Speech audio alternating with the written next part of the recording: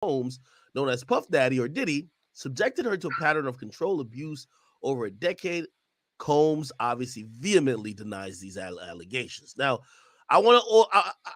I wouldn't be someone, and no matter what you think. First of all, me and Diddy, just to be clear, we got no beef, right? We zero have no beef, right? If he feels some type of way about me, I've always said niggas got to deal with that with the Lord. Okay, I don't have a problem with him, but I can see why he may not see eye to eye with me based on stuff I've said about his side chick. I get it. Okay, that is what it is. But beyond that, I have no issue with them. I have no biasness, so I'm gonna be calling this pretty fairly, or I'm gonna try to. Now, first and foremost, before I get into this is a civil suit, which means this is for money because and there is an open investigation. We don't know if it has to do with this, but if we're finding out this like pretty much what's this like almost 7 years later or 6 years later, some of these things you're hearing, number one, may not all be true, may also be exaggerated, or may just be fabricated in order to try to get someone to pay up before it gets to this point where it's now released to the media. Okay, a civil suit, like if somebody killed you, you don't just go sue them for money. You get them to go to jail. That's how it kind of happens.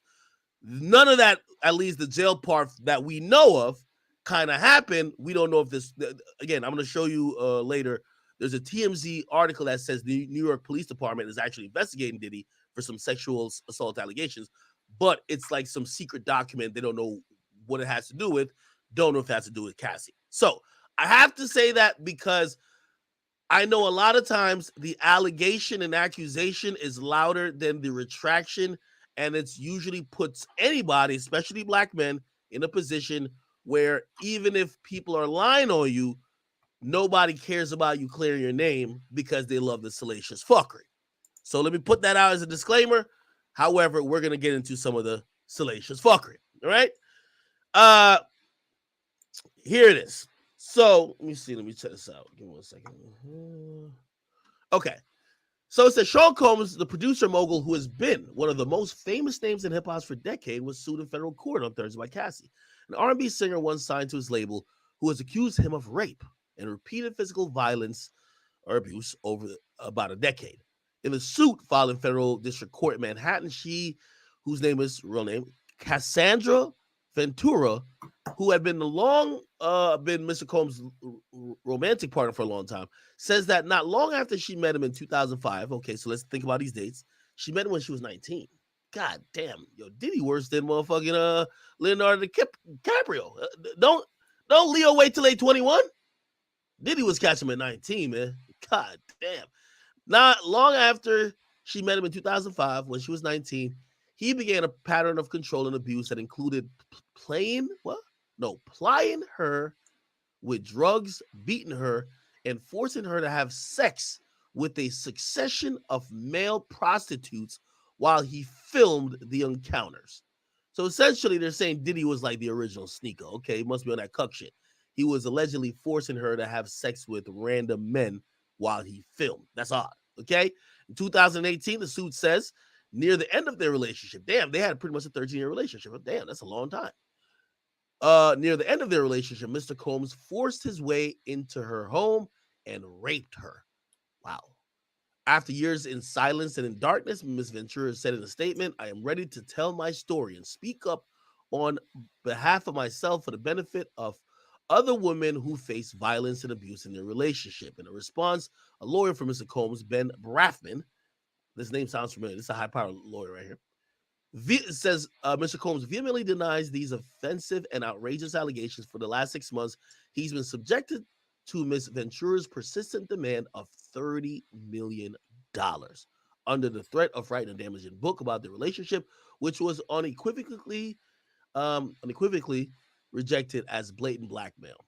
Despite withdrawing her initial threat, she has now resorted to filing a lawsuit riddled with baseless and outrageous lies, aiming to tarnish Mr. Combs' reputation and seeking a payday. The lawyer for Cassie says the parties had spoken before the lawsuits were filed, and he offered her Get some. 8 figures to Take that. silence Take that. her. Damn, that means over $10 million and prevent the filing of the lawsuit. She rejected his efforts. I'm going to use some critical thinking as I'm reading along here, chat. So bear with me. You're suing for $30 million. But before you even filed the lawsuit, he offered you at least 10. And at least how this is said, you rejected his efforts. Like maybe you're trying to stand on business, like, yo, fuck the money. It's more about what you did to me. But there is a money amount on what you want for what he did to you. So clearly, like, did he probably offer maybe 10 to 15 million? She wanted 30. Hey, it is what it is. Cassie's case is the latest in a series of sexual assault civil lawsuits filed recently against prominent men in the industry, including against Steven Tyler of Aerosmith, the executive L.A. Reid, and Neil Portnow, the former head of the organization behind the Grammy Awards. Mr. Portnow has denied the accusation. Mr. Tyler and Mr. Leave Reid me have not alone. responded. Combs, who was now 54, founded Bad Boy in 1993, became one of the primary blah, blah, blah. Okay, cool. This is them talking about his net worth. Supposed to be $1 billion. Last year, Forbes calculated his annual earnings to be $90 million, attributing that to largely to his former partnership with a liquor brand. Okay. Mr. Combs, who in his career has been variously been known as Puff Daddy, Diddy, Love, maybe the most famous music executive of his generation. But the suit depicts Mr. Combs as a violent person who, beyond repeatedly assaulting Cassie, asked her to carry his guns in her purse. No, that's normal shit. You gotta have your bitch carry your gun. What the fuck? That's a real nigga shit. That ain't no abuse. That's real nigga shit right there, people. Now I ain't saying, listen, I'm only speaking on that one thing. If Diddy asks Cassie to carry the blick in her purse, yeah, you supposed to be a bottom bitch. I'm worth $1 billion. You're worth $0. You're catching a gun charge, not me. Duh. That ain't no fucking abuse. That's real nigga shit. Okay, on that one count. Listen, I'm not sticking up for Diddy now. Chill. And the suit suggests he was responsible for blowing up the car of a rival suitor. God damn. This nigga thinking this is his godfather. In one incident, the suit says Mr. Combs dangled a friend of Cassie over a 17th floor hotel balcony. In naming additional defendants, court papers assert that the others who work with Mr. Combs helped him to control Miss Ventura, aka Cassie, at times by threatening her with retribution, like suppressing her music if she didn't obey his orders, or by helping to conceal his behavior. The suit, which names Diddy and a number of associated companies as defendants, seeks unspecified damages. Okay, so all right, so actually they haven't said how much they want in court. They haven't said how much. I guess Diddy's lawyers claiming it's $30 million because that's what they asked them for before they filed the lawsuit. According to Ms. Ventura's suit, she was swept into Mr. Combs' jet set lifestyle not long after meeting him and signing with Bad Boy, which released her debut album in 2006. But the suit says he soon began to assert an extraordinary level of command over her life. In addition to controlling her career, he paid for her car. Now, that sounds like a G. Again, I'm only commenting on that one thing. Him paying for her stuff is interesting. Now it's seen as control. Back then, it's probably seen as tricking, right? In addition to controlling her career, he paid for her car, apartments, and clothing. Ain't that what every girl want? For you to pay for their cars, clothes, makeup, and all that shit? Mm-hmm. And, okay, this is the invasive part. And even had access to her personal medical records. According to the suit, the results from the MRI scan she had for memory loss, oh shit, possibly caused by drug use or by a beating she says she suffered from Mr. Combs, it went directly to Mr. Combs. That's the result of the MRI scan. Mr. Combs also provided Cassie with copious amount of drugs, including ecstasy and ketamine, and urged her to take them, the suit says, and often became violent, beating her multiple times each year. The suit says Cassie never went to the police because she feared it would merely give Mr. Combs another excuse to hurt her. Okay.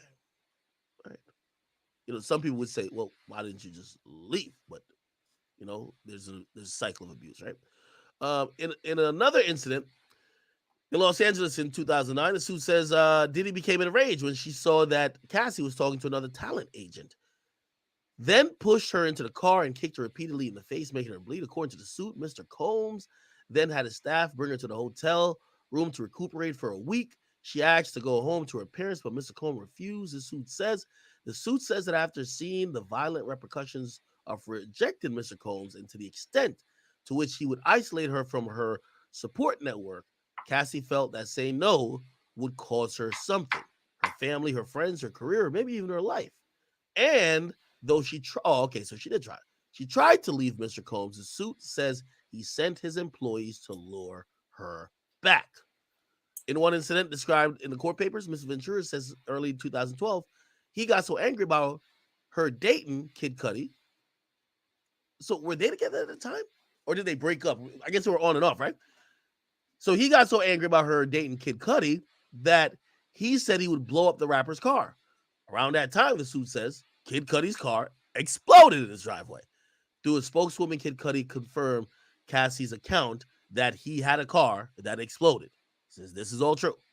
A few years into Cassie's relationship with Diddy, the suit says he began coercing her to engage in a fantasy of his called voyeurism, in which she was directed to have sex with a succession of male prostitutes while Mr. Combs watched, masturbated, and took pictures and shot video. Gay! I ain't gonna lie, man. Yo, you bring the other niggas to fuck your bitch? That's some gay shit, bro. I ain't even gonna hold you. I wish I knew. If you could masturbate to another nigga in your bitch, nigga, porn is one thing. Man.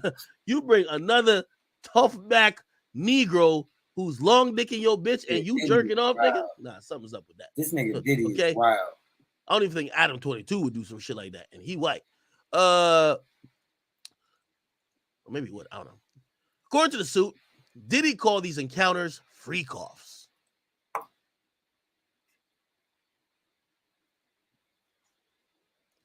Which involved costumes, like masquerade masks and lingerie. They continued for years, taking place at high-end hotels across the United States in Mr. Combs' homes. The suit says he instructed her to search the website of escort services to procure male sex workers. Drugs were supplied at these events, which Miss Ventura's suit says she took because they allowed her to disassociate during these horrific encounters. According to the suit, Cassie would delete these videos from the incident, from these incidents that have been shot on her phone. But Diddy told her he still had access to those videos, and on one flight, once made her watch a video she thought she deleted. The suit says as a result of these sexual encounters in different cities, she was a victim of sex trafficking. The suit accused Mr. Combs of sexual battery, sexual assault, and violations of New York City gender-motivated violence law. I'm not playing. The suit includes several accounts of her unsuccessful attempts to escape Mr. Combs' control. In one example, the suit says during a freak-off. God damn it, that sounds nasty. A freak-off. In a Los Angeles hotel in 2016, an intoxicated Mr. Combs punched Cassie in the face, giving her a black eye. He fell asleep and she tried to leave the room, but Mr. Combs woke up and followed her into the hallway, where he threw glass vases at her, sending glass shattering through the corridor. According to the court filing, the hotel security cameras captured the incident, but the suit says Mr. Combs paid the hotel $50,000 for the footage. The court filing says that in 2018, after Mr. Combs and Ms. Ventura met for dinner, he forced himself into her apartment and raped her while she repeatedly said no and tried to push him away. After that, the suit said she left him for good. She then married Alex Fine, a personal trainer, the following year, and now has 2 young children. According to the complaint, her association with Bad Boy ended in 2019. Okay, her case, like others, recent sexual assault lawsuit, is being brought under the Adult Survivors Act, a New York law that allows people who say they were victims of sexual abuse to file civil suits after the statute of limitations have expired. The 1-year window to bring cases under this law ends next week. Okay, let's see. Okay, so I guess there's a statute of limitation, but this act makes the statute of limitations even longer. And I guess the window ended like next week or something like that. Okay, cool. The law is cited in Ms. Ventura's complaint, and in a statement, she addressed its importance. With the expiration of blah blah fast approaching, it became clear this was an opportunity to speak about the trauma I've experienced and that I will be recovering for the rest of my life. Okay, people. Well, you know we got a lawsuit. It's right here. It's right here. Okay. Now, before we get into this, I have 5 on Rumble. I will say this. A couple on Twitch. By the way, I want to be delicate with this because I do know that successful black men could be targeted of claims or accusations that, even if baseless, still hurts them.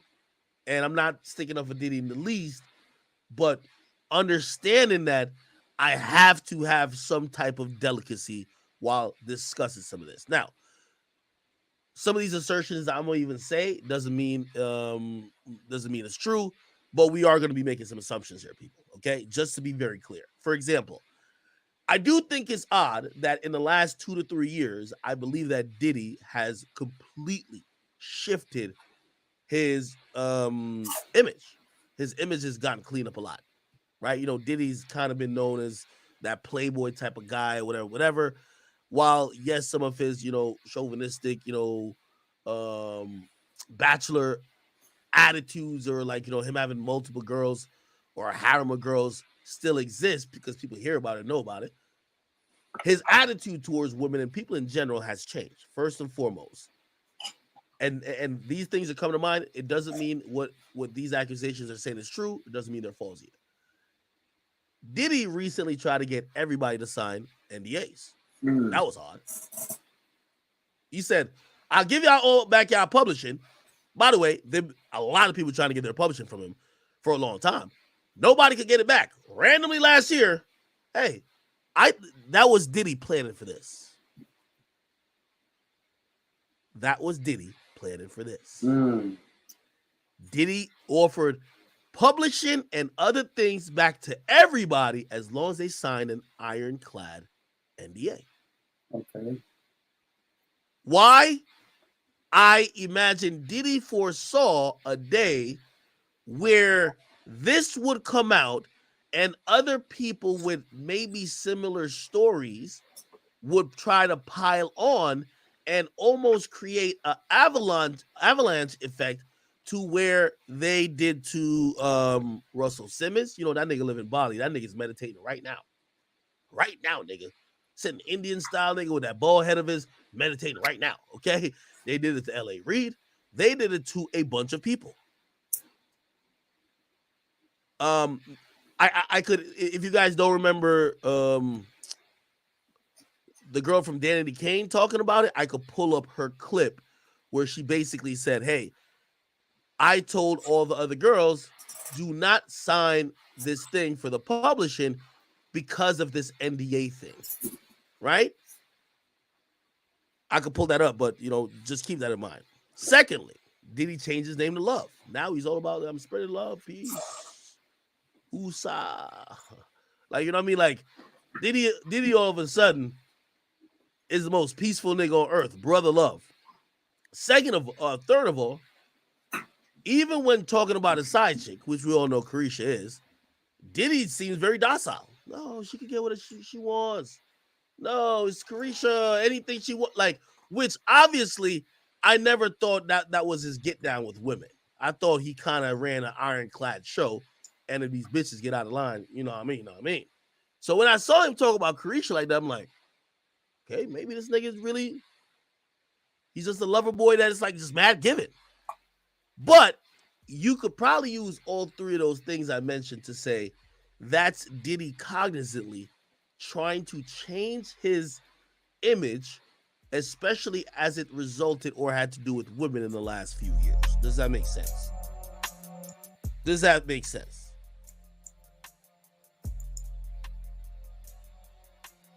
Okay. So let's go through this lawsuit a little bit. And I might have to jump around to like some other things that could kind of give us some context. But one of them will be this. Salute to Vlad TV, but Young Jock spoke about the relationship of Diddy and Cassie And actually, let me just play from the source. Let's go to Vlad's page. Source it out. Young Jock. You know, Vlad gonna do a flashback with this. Young Jock, Diddy, Cassie. Let's see. Right here.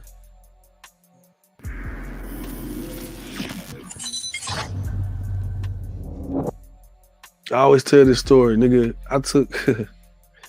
I took my wife to Miami for her birthday, my ex-wife. I rented this big motherfucking, big 80-foot yacht. You know what I'm saying? We on that motherfucker drinking some rock.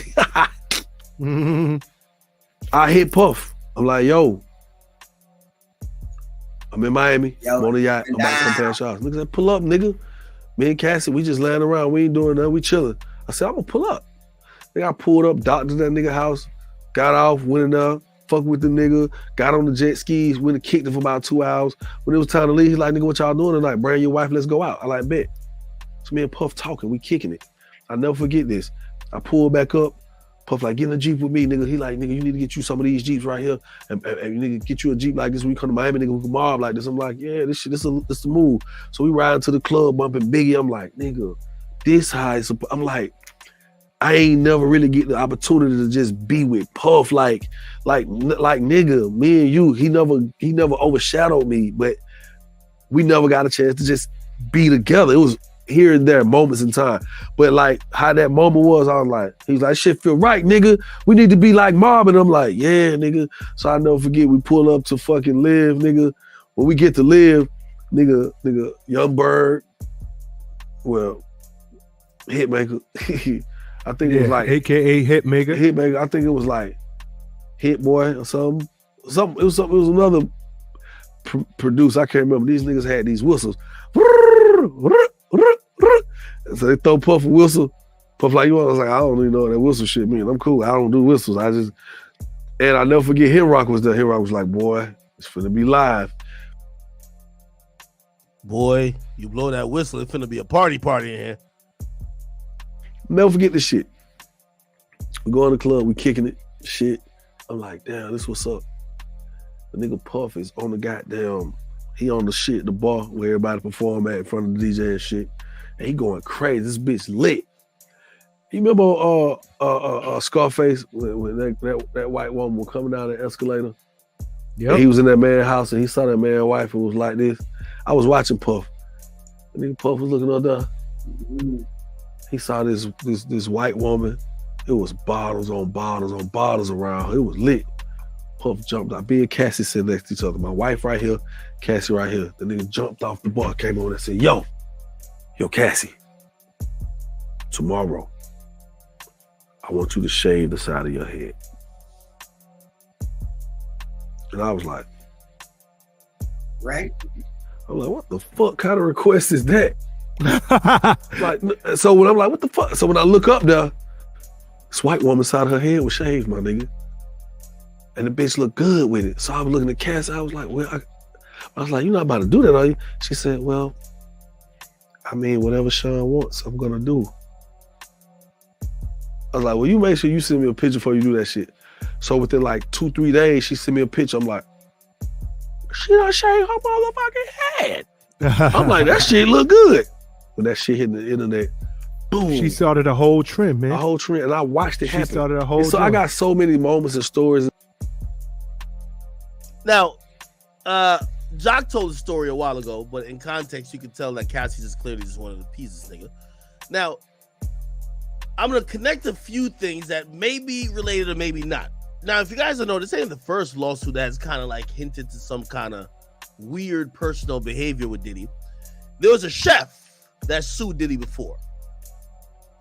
Chef sues Diddy, okay? By the way, they settled that lawsuit, but it did go public. And let's see if we could read into that. Diddy ex-chef sued. Oh my God, they're hating on me now.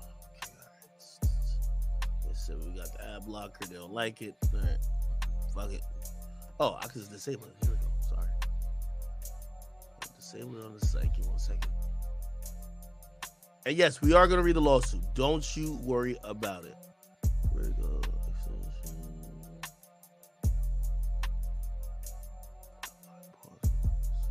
Okay. I'm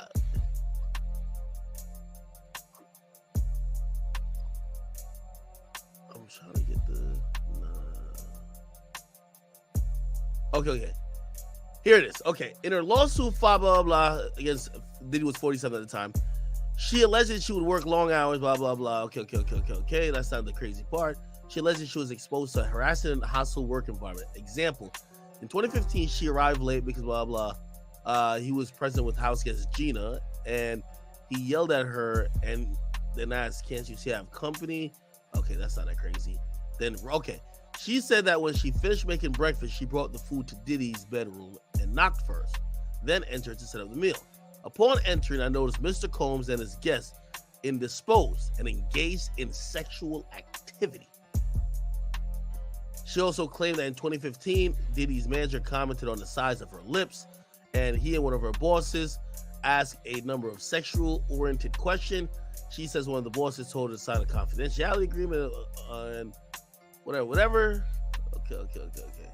I thought there was some more shit where she was like, yo, Diddy pulled his dick out or some shit like that. Like, just whip that bitch out when she was setting up the food.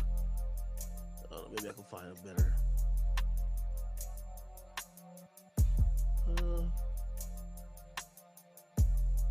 Oh, yeah. The chef said that Diddy asked her to serve him snacks while he had sex.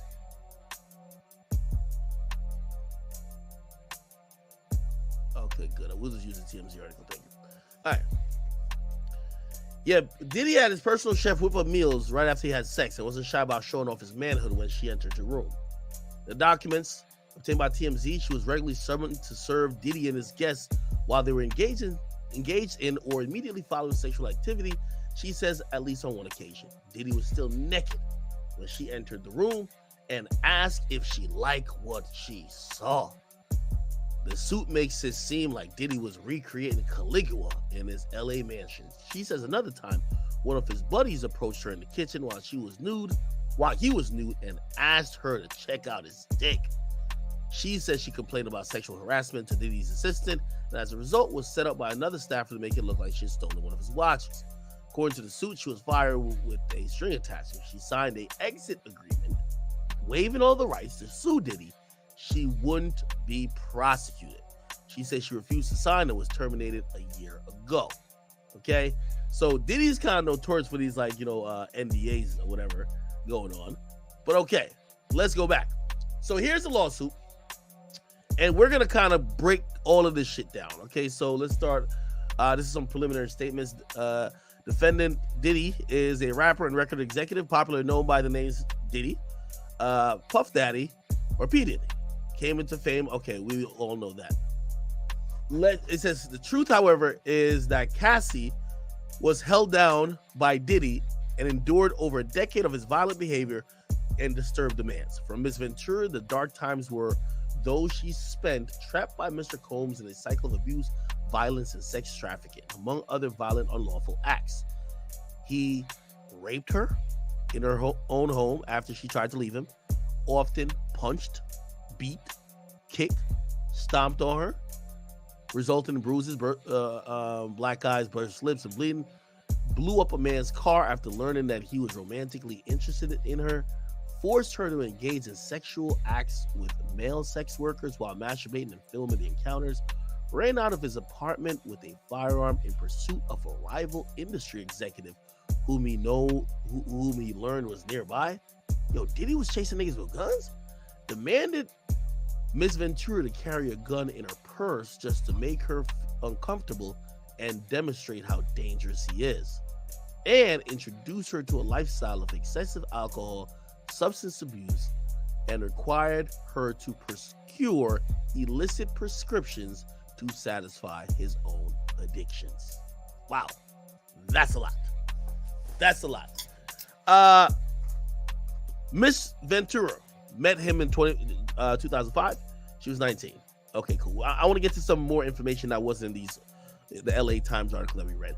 Throughout the relationship, he was prone to uncontrollable rage and frequently beat her savagely. These beatings were witnessed by his staff and employees of Bad Boy Entertainment and Mr. Combs related businesses. Now, here's the interesting part, and let's start connecting a few dots.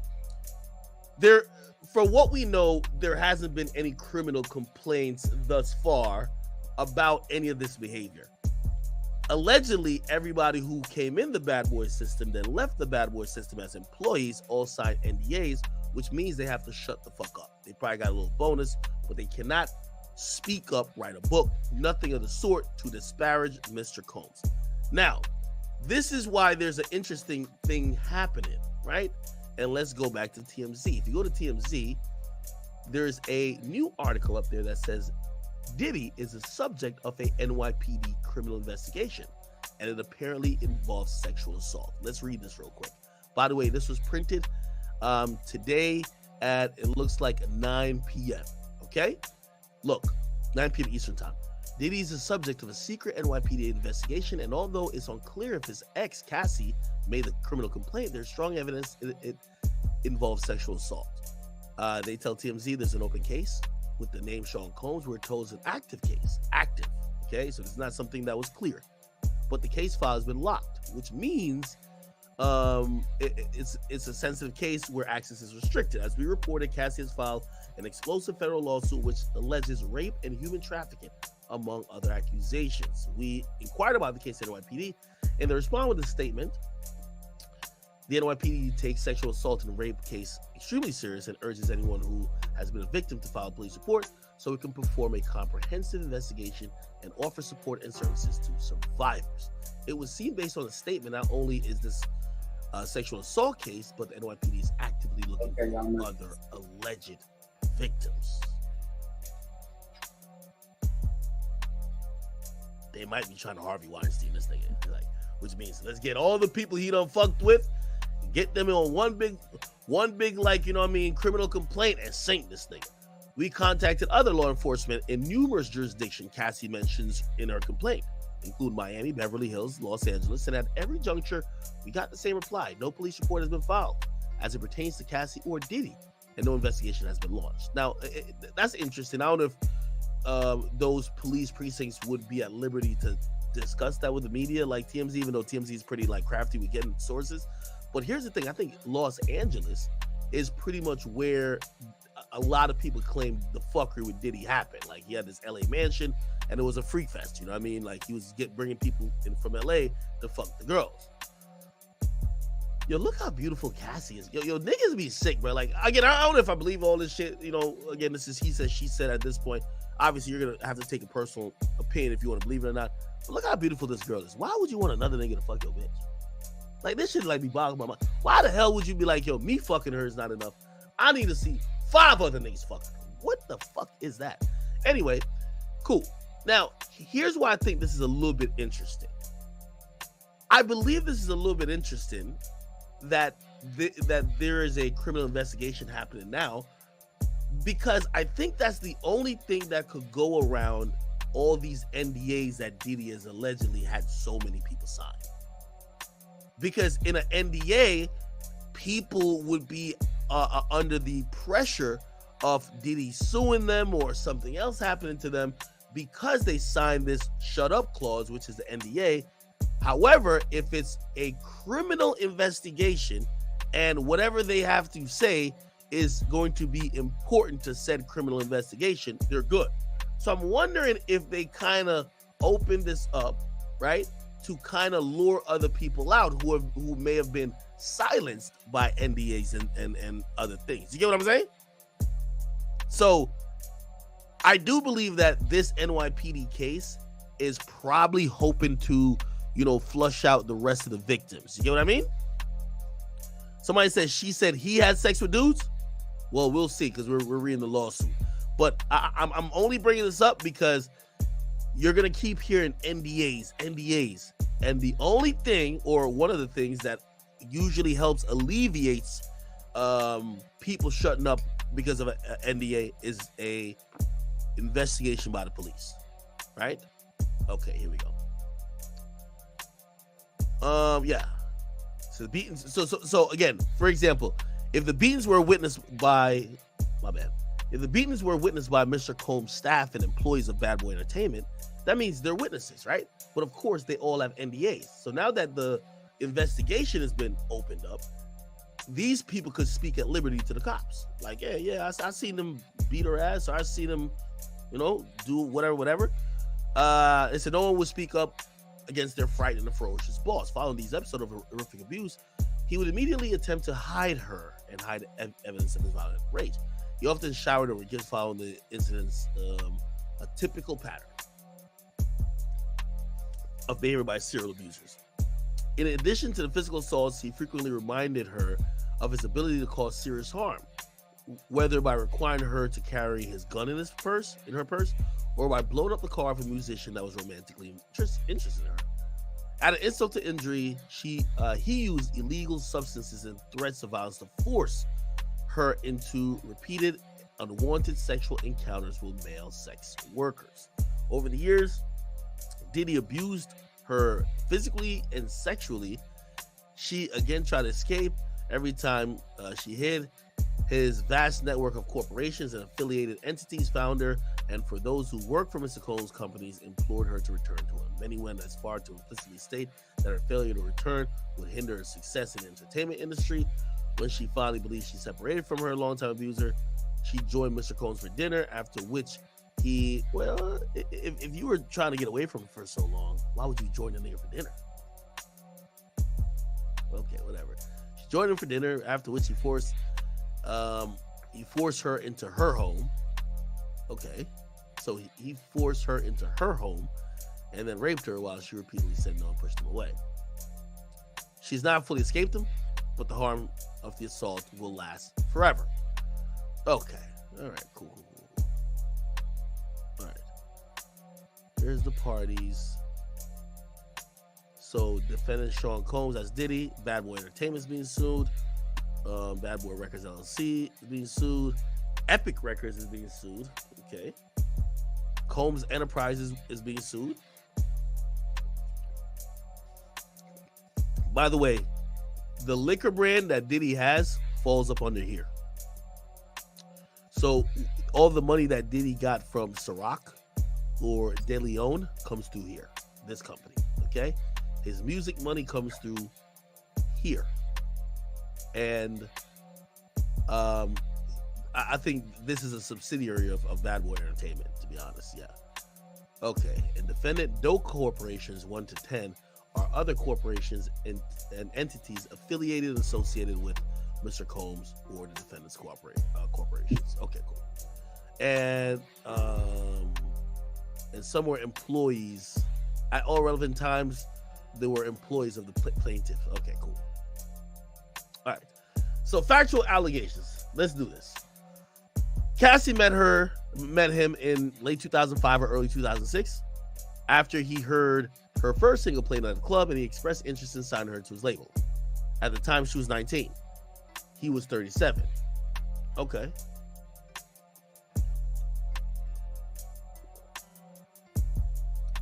Is that odd or is that like normal? Okay. Within months, in February 2006, she signed a 10-album deal? What the fuck? Yeah, he was definitely gonna fuck her. If you sign somebody to a 10-album deal, that means, nigga, you ain't never gonna be free. Yeah, he was definitely gonna fuck. Nigga, you basically signed her for the rest of her life. Like, I don't know if you know how they usually schedule albums, but when you hear 10-album deal, at minimum, it's 10 years. Because they usually call an album like a term or whatever the case is, and they usually put it into writing that you're only allowed to drop one per year, at minimum. Back in the day, sometimes they might say one every 2 years, right? Which, again, you put a time limit on that and extrapolate it. At minimum, he signed her at 19. She wasn't going to be free till she was 30, right? Her first album, Cassie, was released 2006, debuting at number 4 on the US Billboard. Now, this is probably the power of Diddy as well. Diddy is such a great promoter, and also like he has such a huge stake in the music industry that shit, of course you would want to sign to Diddy, because if Diddy really wants your shit to go, your shit is gonna go. To promote the album, she made appearances on MTV Total TRL, BET 106 in Park. She suffered from significant performance anxiety during these appearances. And press outlets were highly critical of her performances on this show. He sought to rehabilitate his newly signed talent, telling MTV, "You can hear the nervousness in her voice." And to be honest with you, I kind of smiled at it because it made me really appreciate what I love about her. She's a regular person.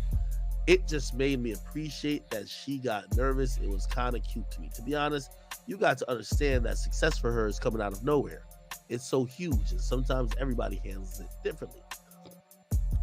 While clearly paternalistic in noting that it was cute to him how regular Miss Ventura appeared, his comments rang true to some extent. Upon signing the bad boy, Cassie was quickly thrusted in the spotlight and was unfamiliar with how to navigate her new celebrity status.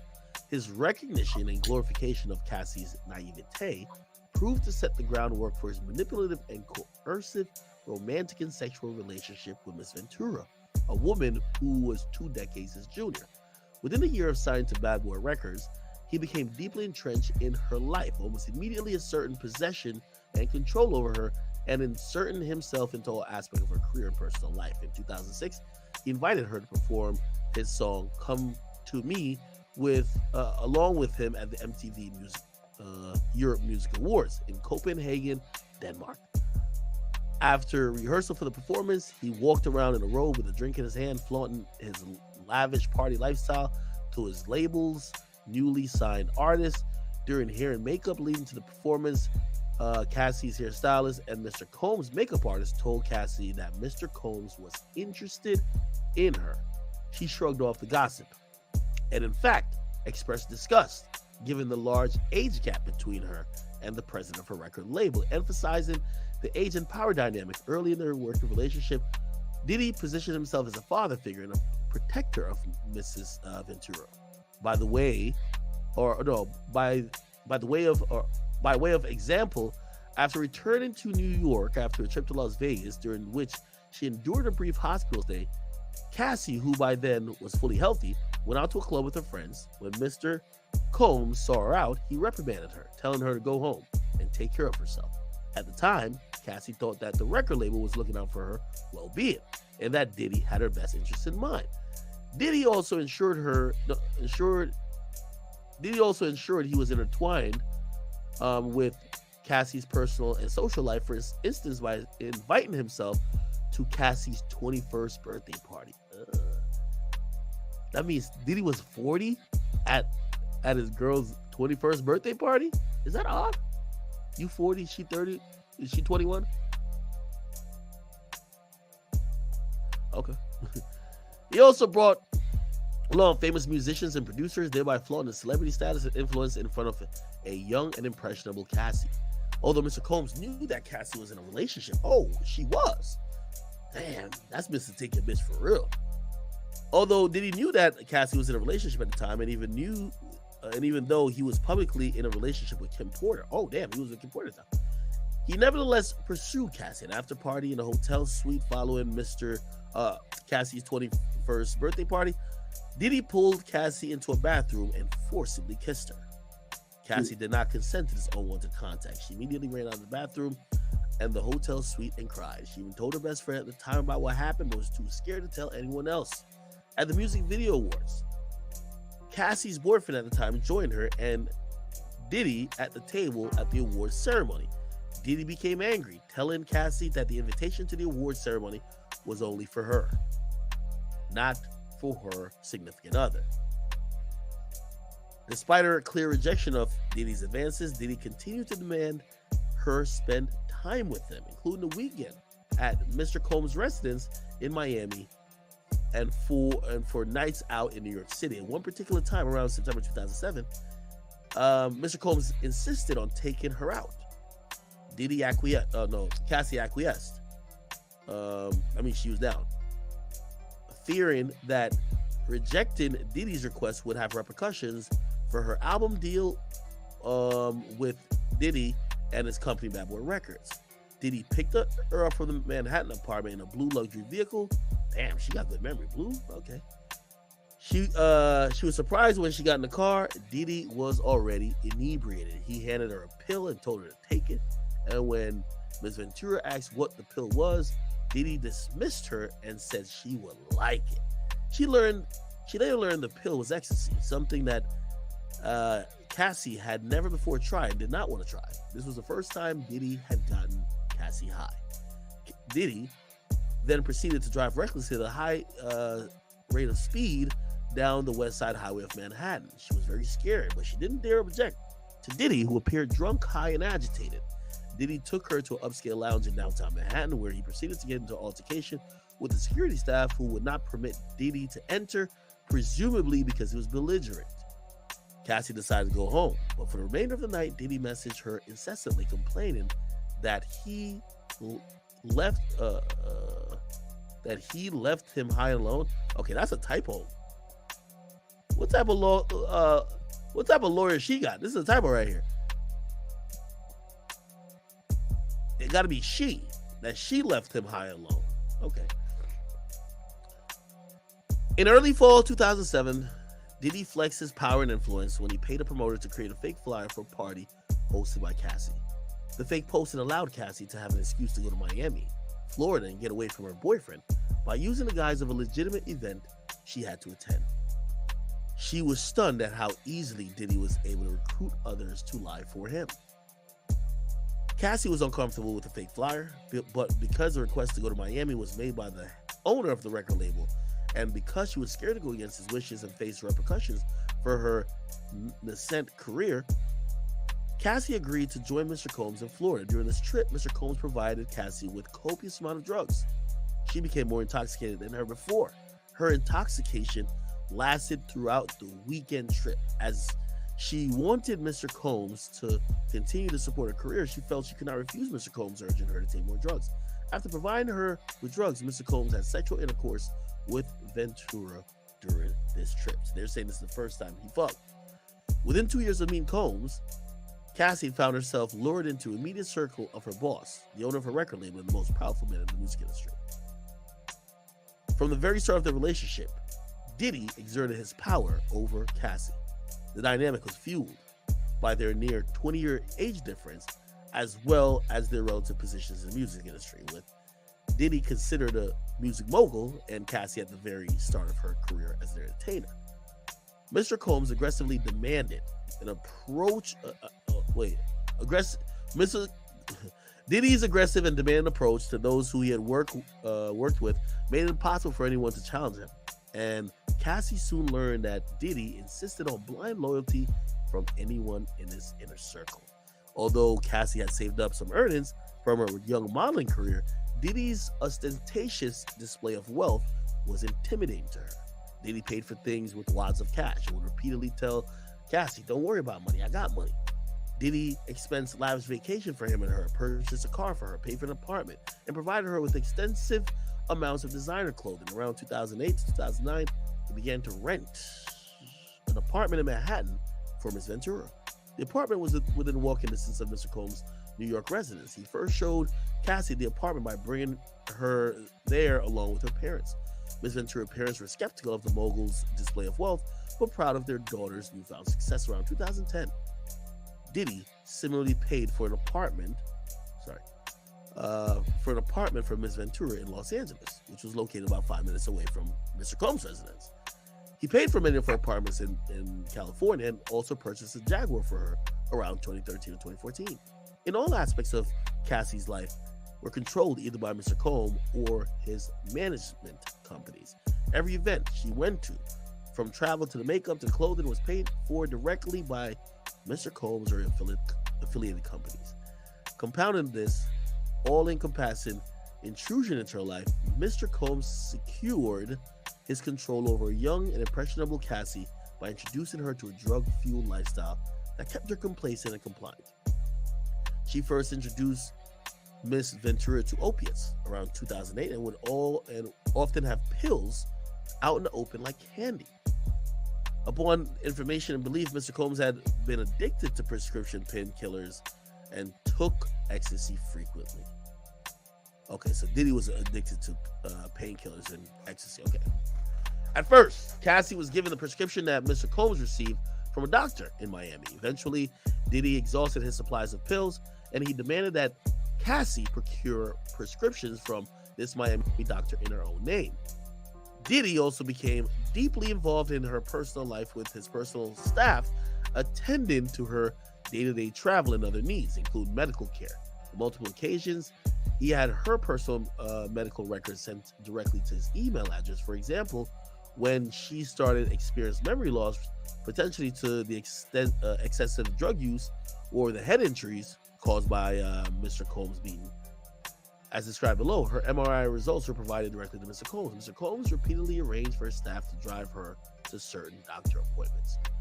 In this way, Mr. Combs exerted ownership over Ms. Ventura. As another example of the ways that he manipulated her and ensured obedience early on in the relationship, he asked her what she called her grandfather. When Cassie said that she referred to her grandfather as Pop Pop, Diddy perversely insisted that Cassie referred to him with that same nickname. What the fuck? Let me read this again. When Cassie said she referred to her grandfather as Pop Pop, Diddy perversely insisted that Cassie referred to him with the same nickname.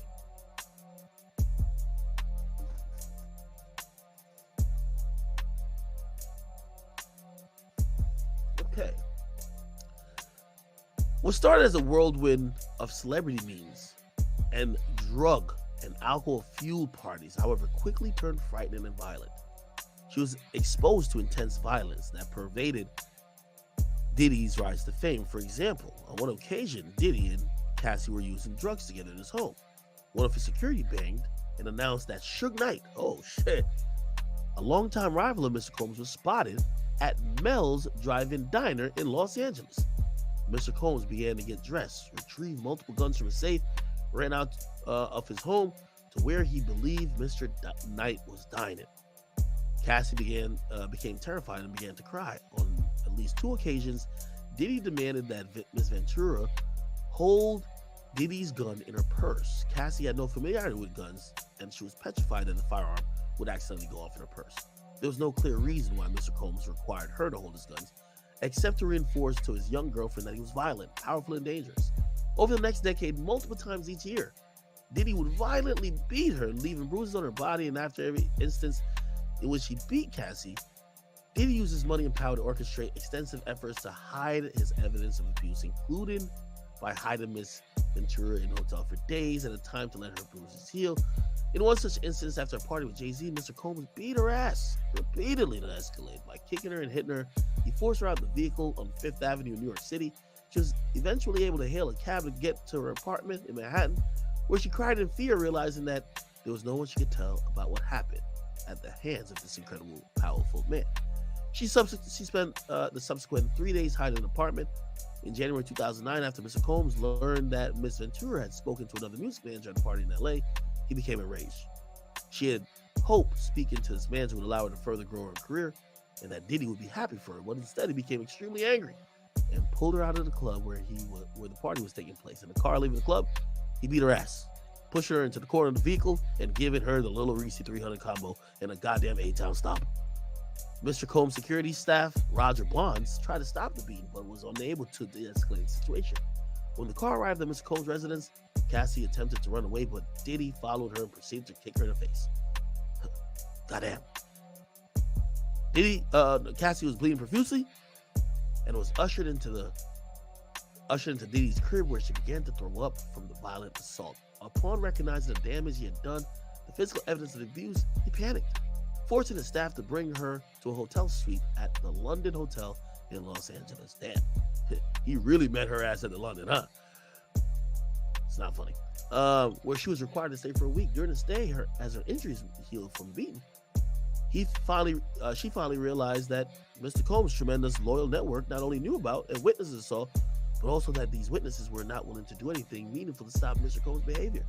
She recognized she was powerless, and reporting Mr. Combs to authorities would not alter his status or influence, would not alter Diddy's status or influence, but would merely give him another excuse to hurt her. Okay? While in the hotel, She asked to go home to her parents, but Diddy wouldn't allow her. She lied to her mother when asked about online gossip that reported the assault. She proceeded to Diddy proceeded to instruct his assistant to purchase excessive amount of gifts for her, which was delivered to the hotel room where she remained trapped. She was terrified, isolated, unable to see the pathway out of the abusive hold that Diddy had on her life. She found herself becoming numb to the abuse she was experiencing and became entirely beholden to Diddy's demands. She began to blindly follow his instructions out of fear of getting the 300 combo by Little Reese. Actually, no, my brother Love.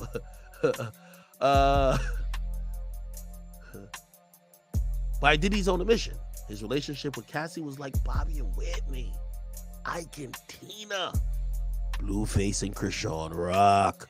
A clear acknowledgement of the unequal power dynamic and excessive domestic violence that permeated their relationship. From the outside looking in, Cassie and others had referred to her relationship with Diddy like Ike and Tina, Blueface and Krishan, not gonna lie. Her volatile and abusive partner, who also owned the label and therefore held her future success in his hand, had fully exerted control over every aspect of her life. Wow, he forced her into sex trafficking. Oh, this is about to be the tea right here. This is about to be the tea. I ain't gonna lie to you. Within a few months of beginning a romantic relationship with the 40-year-old Combs, the 22-year-old Miss Ventura felt beholden to his whims and demands. While in New York City, Diddy told Cassie that he wanted to engage in a fantasy called voyeurism. Let me Google this real quick, chat. We got to figure out what's going on. Voyeurism, sex. Hold on. Oh, okay, you saying probably like a fucking dick or something like that. Voyeurism is a sexual interest or practice of watching other people engage. Oh, so it's one of those things where people are fucking, but you're in the room. Okay, so it's like rather than. Oh, okay, so you're voyeuristically enjoying it. So it's like watching porn, but watching real porn. Let me click on this shit real quick. Hopefully it'll bring some actual porn on my fucking screen. I can't show that. The term comes from the French word voyeur, which means to see. A male voyeur is commonly labeled as a peeping Tom or Jax, which a term which originates from the, I can't show this part because it's a naked nigga, pause, on the right side. It's Wikipedia though. Which originates from the lady Godiva. Is it Godiva or Godiva? Legend.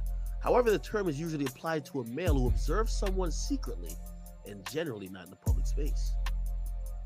The American Psychiatric Association has classified certain voyeuristic fantasies, urges, and patterns, behavior patterns as a paraphilia in the Diagnostic and Statistical Manual if the person has acted on these urges, or the sexual urges or fantasies has caused marked distress or interpersonal difficulty. Oh.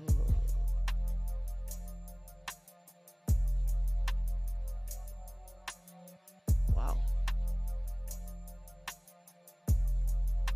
I can show this part. Gender differences. Research shows that almost all, whatever, voyeurism is more common in men than women. However, research has found that men and women both report roughly the same likelihood that they would hypothetically engage in it. There appears to be a greater gender difference when actually presented with the opportunity to perform it.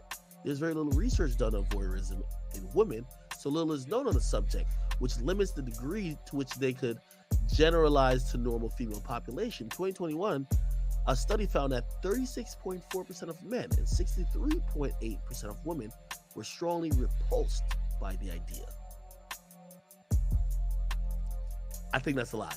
Women will lie about that shit. Like, essentially, I guess they're saying damn near 60% of dudes are maybe not want to do it, but they're open to the idea, or they're not repulsed by it. Men were more likely to be mildly or moderately aroused than women, but there was little gender difference among those who reported strong arousals. Okay, whatever. All right, cool. All right, we get it. Let's get back to this shit, chat. Okay, cool. So that's what Diddy's into. Cool. Now, here's the thing. Is he jerking off at the idea of sex? Is he jerking off looking at Cassie? Or he's watching Jason Love long dick Cassie and he's jerking off at Jason Love? We got to figure that out, man. Brother love. We got to figure this out. The first time, Diddy hired a man and brought the man to his home in Los Angeles. The man, Diddy, and Cassie wore masquerade masks.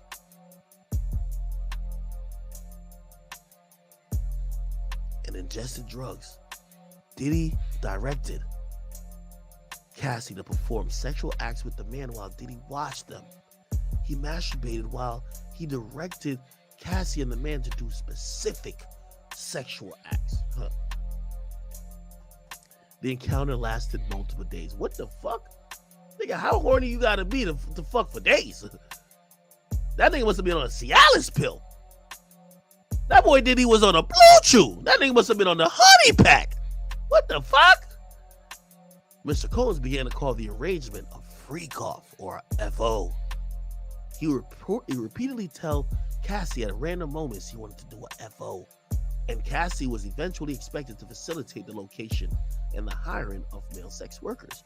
At certain times during Cassie's and Diddy's relationship, he would insist on a weekly freak off. He would repeatedly tell Cassie that this practice was our thing and our secret. The FO would often take place in hotel suites, including the Trump International. I'm at the Trump International, ask for me. Damn. Okay. In Columbus Circle, L'Hermitage, Beverly Hills, the London in LA, the Intercontinental in Century City, the Intercontinental Atlanta, and the Intercontinental New York City, the One Hotel in New York, and in Miami, the Mandarin Oriental Hotel in New York, and in Miami, the Fontainebleau Miami, the Beverly Hills Hotel, and the Shutters on the beach in Los Angeles. On one occasion, around 2013, Mr. Combs had a freak-off set up at the Intercontinental Hotel in New York City, after which he was charged with tens of thousands of dollars for damages by the hotel. Upon the information and belief that Mr. Combs' chief of staff, Tony Fletcher, paid the invoice charged by the hotel. Cassie was eventually instructed to use websites and escort services to find male sex workers to perform the FOs. Mr. Combs told Mrs. Ventura to search for large, what the fuck, Diddy? Is this a party? Mr. Combs told Cassie to search for large black penises? Shrekky? Yo, chat. I'm still pussy for not showing up to that party in London. He already, listen, are we reading the same document? First of all, Diddy and London. You hear what these things was going down? Meet me at the London. I don't want to meet Diddy in the London Hotel, in London Bridge. Nothing with London in it, nigga. I'm sorry, okay? We ain't meeting nothing with a London in it, nigga. Nothing, okay? Fuck is you talking about? nigga, over the last 2 weeks, nigga, I'm about to start walking around with a fucking diaper. One gay nigga threatened to rape me, and Diddy's trying to bring me to the London. Fuck out of here. What's going on, man? Listen, protect Axe Anus. Real talk, though. Real talk. Something going on up in this industry. I ain't gonna lie. All right. He told her to search for black penises on the website. Big ones. Sometimes Diddy would pay to fly male sex workers to his location, including to multiple cities in the United States as well as abroad. He would require Cassie and his staff to help him make these arrangements. Mr. Combs' assistants would help set up the freak-offs, including setting up the hotel suites with baby oil and Astroglide. God damn. This nigga Diddy had a fucking slip and slide made of lube in his goddamn bedroom. You might fuck around and slip and fall on a dick. Mr. Combs always supplied Mrs. Ventura, aka Cassie, and the sex workers with copious amount of drugs before and during the freak-offs. Cassie was given ecstasy, cocaine, GHB. Chat, what's that? What's that? Y'all fiends, what is that? What's GHB? Ketamine, marijuana, and alcohol in excessive amounts during the freak-offs, which allowed her to associate with these horrific encounters. It became commonplace to get IV fluids in the days after a freak-off to recover from the excessive substances pushed upon her. Hold up. I know I seen Diddy with a fucking IV in before. Don't tell me. Don't tell me.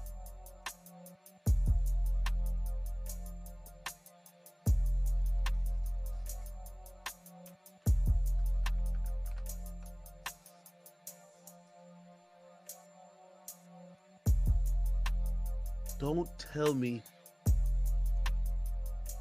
this was after a freak-off. Oh. My boy went so hard during the freak-off, he's walking around with the IV. Oh, no. The freak-off. This nigga still moving like he the freak-off, huh? Bad boy, take that. Oh, no. No way, Diddy. Not the IV. Fuck.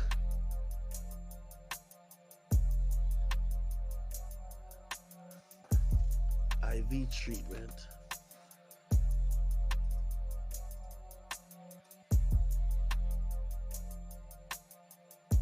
Nah, this shit is crazy. Yeah, I'm about to apologize to Diddy, man. I don't want no smoke with this nigga.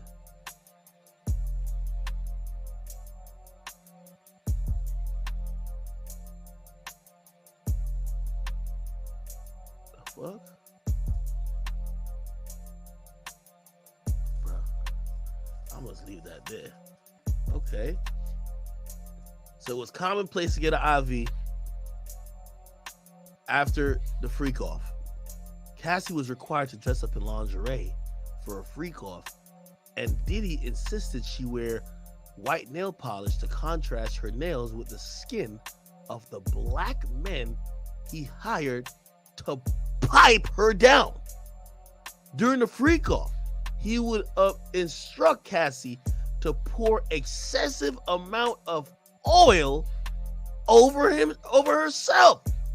He would then instruct Cassie and the sex workers to speak to each other, and then would specifically tell Cassie where to touch the sex workers. He would say things like, "Bitch, grab that big black dick." What the fuck? Diddy! You hear this shit? And ask her while she was getting pummeled and donkey fucked, how does it feel? Sound like Diddy wanted to get bent over himself. Shreddy? As he directed her to perform for him during a freak-off. In addition to directing Cassie and masturbating. Oh shit, this nigga's like an ambidextrous nigga. He pointing, hey yo, grab that big dick. He whacking off at it. This nigga's like multitasking. He whacking off and he directing the porno. Same time. Holy. Diddy would use his laptop, his phone, and his tablet to film. God damn it. This nigga filming with 3 devices at once. Yo. If y'all niggas ever got in Diddy's iCloud, y'all niggas would probably find some shit. Y'all find that nigga doing the Harlem Shake right before Tupac got shot. Y'all find him having an orgy with like all the top black men in the industry.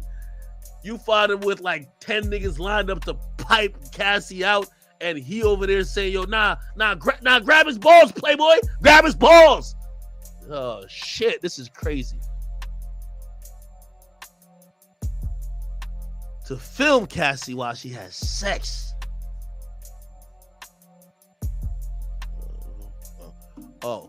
To film Cassie having sex with the hired sex workers. He treated the forced encounter as a personal art project, adjusting the candles for lighting and to frame the videos he took. While Cassie quickly deleted any photographs or videos of the sex acts if they were taken on her phone, Diddy repeatedly made it clear that he retained many of the videos during the freak-offs. Yo, that's a crazy name, a freak-off. Yo, this thing act like it was an Olympic event, a freak-off. Even when she deleted the video, Diddy would tell her that he could get the deleted device back from her phone. On one occasion, he sat next to her on a flight, made her watch a video she thought she had deleted, reinforcing her ability to escape and the immense power he held over her. He would pay the male sex worker a few $1,000s in cash for their services. During some of the freak-offs, he would become so intoxicated, he would slap the fuck out of Cassie in front of the male workers. She was repulsed by his demands. Between the physical beating and recognizing his incredible power and an incredible temper, she became petrified of her partner and boss and felt she could not say no. He would even present her with lavish gifts prior to or in the middle of a freak-off. Imagine she's over here gagging on a 15-inch cock, and Diddy's like, hey, I got your Chanel bag. Like, yo, Diddy's a wild boy. So he would give her lavish gifts in the middle of the freak-offs, seemingly acknowledged the ways in which these four sexual encounters constituted work for Cassie, and that he needed to compensate her for her work. At one point, he had given her so many designer bracelets for the freak-offs that she felt she was being shackled by the presence. Frequently, her anxiety before a freak-off, yo, this is crazy, would become so great that she would become physically ill, sometimes to the point of vomiting. While kneeling over the toilet, Diddy would shame her into performing for him, eventually forcing her to get up and proceed with the encounter. She knew firsthand that telling Diddy that she didn't want to engage in the freak-off was going to be met with anger and violence. In addition, any suggestion that Cassie would refuse the freak-off or otherwise report Diddy's abuse was met with ultimatums by Diddy, who would say Cassie couldn't go to the police because she has a lot to lose.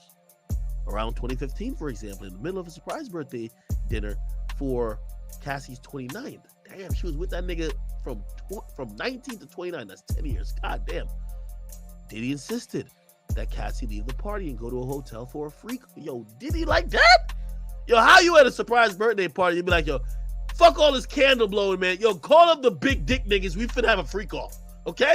That's what we finna do, okay? Let's get to the London and we about to have a freak off. God damn. Insisted that she had to go to the hotel for a freak off. When she expressed she didn't want to go, Diddy had Miss Ventura cornered by security staff and forced her to leave with him. After this freak off, Diddy and Cassie went back to the hotel room where she was staying, where some of her friends were already hanging out. He was severely intoxicated at one point in the night, picked up one of her friends like a child and dangled the friend over the balcony of the 17th floor hotel suite. Cassie and her friends were scared by Diddy's erratic behavior, but Cassie was heavily sedated because of the drugs she took to participate in the freak-off, and therefore was unable to respond to Mr. Combs' terrifying behavior. The freak-offs became work for Miss Ventura, and despite her protestations, Diddy insisted on these intricately staged and forced sexual encounter between Miss. Yo, damn, this sound like hundreds. Yo, I just this boggles my mind. Yo, Diddy's weird. I'm sorry, like Diddy just sounds weird. Again. Maybe this ain't true, but nigga, look how beautiful Cassie is. Why would you want a bunch of niggas fucking her? The average man gets mad at the thought of another nigga looking at his girl. Why would you want another man fucking your bitch? Damn, Cassie body count is probably crazy. Like, damn. You know who's probably the nigga who's most mad? Cassie's new man. Yo, Diddy done recruited every nigga with a 15-inch dick to pipe the shit out of Cassie. Nigga, it might be like throwing a hot dog down a fucking hallway at this point. Okay? You up in the box like, fuck you, Diddy. This is why I can't feel them walls. Fuck you, Diddy. Fuck you, Diddy. This is why I can't feel them walls, nigga. Fuck you. God damn. Okay. By the way, this is not a joking matter, people. Calm down. Miss Ventura tries to escape Mr. Combs' abuse. Damn, this is chapter 6. This story hitting. Yo, this story hitting, man. Hulu finna pick this shit up. Hulu finna pick this shit up, okay? Anytime she tried to create distance between her and Mr. Combs, he tried to use his network to find her and convince her to return to his abuse. Multiple occasions, he says his employees to lure her back. 2011, during a rough patch in Mr. Combs and in Cassie's relationship, Cassie had a brief relationship with musician Kid Cudi. When Mr. Combs returned from a trip, he demanded a freak off. What the? Wait, hold on. Wait. So, wait. So I guess they're off at this point, so they're not together. She goes to date Kid Cudi for a little bit, and Diddy comes from a trip and demands a freak off. And when it says acquiesce, she did it. How you gonna do a freak off with your ex-boyfriend when you dating Kid Cudi? So you cheated on Kid Cudi. During this freak off, Mr. Combs found Cassie's phone and found emails between her and Kid Cudi. Mr. Combs became enraged and proceeded to place a manual corkscrew between his finger and lunged at Cassie. Cassie ran away to stay at Kid Cudi's home. He should know Kid Cudi pussy. Like Kid Cudi, Diddy a gangster. Kid Cudi pussy. Come on now, right? You can't go to his house. You got to go to Suge Knight's crib or something like that if you want protection. She ran away to stay at Kid Cudi's crib to escape Diddy's wrath. Soon thereafter, one of Diddy's staff members told Cassie that he needed to just talk to Diddy, even though Diddy was enraged. Feeling like she could escape Diddy from Diddy and his network of enforcers, she returned to Mr. Combs. He hit her several times and kicked her in the back as she tried to run out the door.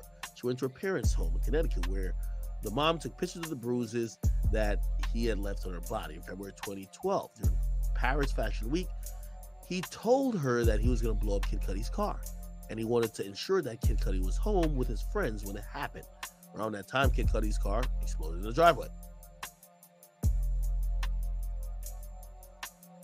I'm finna check my cars again, chat. Hey, Diddy, I only called your girl a side chick. I'm not fucking your bitches, okay? This is what Diddy does if a nigga fucks his bitch, okay? For the record, I ain't do nothing with none of Diddy's girls. I only hated on him a little bit. I call him a side chick. That's it, Diddy. Do not try to blow my car up. Ms. Ventura was terrified. She began to fully comprehend what Diddy was both willing and able to do to those he believed had slighted him. 2015, she spoke to a popular music manager at an after party in a hotel suite in Las Vegas. He saw her speaking to this manager and sternly told her to step into the bedroom in the adjoining suite. In the bedroom, he beat her ass. She ran from corner to corner trying to avoid the beating and kicking. When she tried to lock herself in the bathroom, he pushed through, punched her, and kicked her while she was curled up in the toilet. Okay, her screams were drowned out by the loud music playing outside of the hotel suite. When the head of security saw Cassie after the assault, they began to cry. She had 2 black eyes, popped lip, huge welt on her forehead. After seeing the results of the vicious attack, he took steps to conceal his wrongdoing. He forced her to stay at his home in Holmby Hills, along with his sons, while there, Diddy FaceTime Cassie and says, yo, you gotta go up and put more makeup on. My son can't see you like that. She did put makeup on him, per his demand. She felt that she had no choice but to obey her abuser, even though security guard assistants and friends saw the situation she was in and no one dared to speak or help up. She therefore had no choice but to remain subservient. Later in 2015, while she was shooting a movie in Cape Town, South Africa, Cassie began a flirtatious relationship with an actor. Okay, somebody gonna get killed again. Yo, this is a great movie right here. Diddy clapping anybody who even flirt with this bitch. She spent New Year's Eve with the actor. Okay, this actor finna die next chapter. I could tell. But Mr. Combs soon found out. He called the actor and threatened him. The actor proceeded to call Cassie and tell her, "You really need to call Diddy." Okay. In or around 2016, during a freak off. Damn, they still doing freak offs in 2016? Doing a freak off at the Intercontinental Hotel in Century City, Combs became extremely intoxicated and punched her in the face, giving her a black eye. After he fell asleep, she tried to leave the room, but as she exited, Combs woke up and began screaming at her. He followed her into the hallway while yelling at her, grabbed her, then took glass vases in the hallway and threw them at her, causing the glass to crash around her, and she ran to the elevator to escape. She managed to get to the elevator. When she got to the lobby, quickly took a cab to her apartment. Upon realizing that her running away could cause Mr. Combs to be even more angrier with her and completely stuck in a cycle of vicious abuse, she returned to the hotel with the intent of apologizing for running away from her abuser. When she returned, the hotel security staff urged her to get back in the cab and go back to her apartment, suggesting they had seen the security footage showing Mr. Combs beating her up and throwing glass at her in the hallway. Upon the information and belief, Combs paid the Intercontinental $50,000 for the hallway security footage from that evening. After this, she left her home in Comstock and went to hide away at a friend's home in Florida. James Cruz, the president of Bad Boy Management, tracked her down and told her that her single would not be released if she did not answer Diddy's calls. A woman who worked for Sony Music reached out to her with a similar ultimatum concerning her record. Incredibly, Diddy had even convinced his attorneys to call her at the time and say it's your best interest to call Diddy back. Each time she tried to run away, Diddy and his powerful network would force her back to him. Her tight hold over his life, her life, had irreparably damaged her friendships. Around 2018, when she was with her friend Kerry Morgan, Diddy used his key to the house and came in unannounced. He and Miss Morgan had an altercation, during which Combs threw a hanger at Miss Morgan. Upon information and belief, the incident resulted in a settlement between Combs and Miss Morgan. Miss Ventura ended up paying Miss Morgan additional funds in an attempt to resolve the dispute between her and her close friend and the abusive and controlling boyfriend. The relationship between Miss Ventura and Miss Morgan had been strained since this time. Seeing the extreme measures that Diddy took to keep a tight hold on Cassie and isolate her from her support network, and having experienced repercussions of rejecting his demands, she felt she could not say no to him because she feared it would cost her something more: her family, her friends, her career, maybe her life. Now, this is where the sexual assault allegedly happened. By 2017 and 2018, she had become desperate to leave him and his abuse. She recognized if she stayed with him, she would never be able to have a successful career or ever be physically or mentally safe. She therefore became determined to completely break away from Diddy and his cycle of abuse and made efforts to avoid him. In 2018, she joined Diddy at a dinner at an Italian restaurant in Malibu, California, for what she believed will be a discussion about concluding the relationship for good. After dinner, Mr. Combs and Miss Ventura returned to Miss Ventura home, which was paid for by Combs. Mr. Combs forced himself into her apartment, tried to kiss her. She told him to stop, attempted to push him away. She forcibly pulled off her clothing and unbuckled his belt and began to sexually assault her. While she repeatedly said no and tried to push him away, soon thereafter, she took steps to separate herself from her longtime abuser, including by leaving the home that he paid for and returning the car that he purchased for her. Despite moving away, Cassie's address was posted online in early 2019, leading to fears for her safety. She was under immense duress during the months after Diddy raped her, and took all the steps to entirely remove herself from her abuser's orbit, including by entering into contracts to end her record deal with Bad Boy Entertainment. As a result of blah blah, okay. So she's been dealing with a lot of psychological stress. She's taken to rehab. Okay. All right. That's pretty much the crux of all that type of stuff, like the meat and potatoes. So she's claiming she's sex trafficked. So by the way, that alleged incident that she's calling rape, that happened in LA. That didn't happen in New York. But I could still imagine, let's say if this New York Police Department investigation into Diddy that says it might be surrounding sexual assault, let's say it has to do with Cassie, even though she didn't refer to these freak-offs as rape, she's still saying that she felt forced, and forced sexual activity would be something that would be investigated. And also she's claiming sex trafficking and a lot of things that kind of reminds you of on some not Harvey Weinstein, what's that nigga name? Jeffrey Epstein type shit. You know what I mean? All right, let me see if we can see the amount of money. It should say no money or unspecified right now.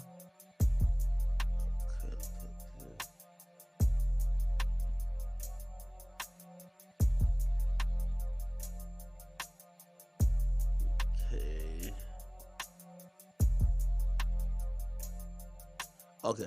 The above blah blah is not limited to his repeat physical and sexual assaults of the plaintiff in New York City. It constitutes a crime of violence. Okay, it's a lot about New York City. Okay.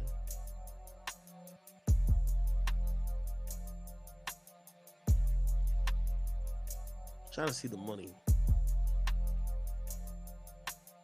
Prayer for relief. Okay, here we go.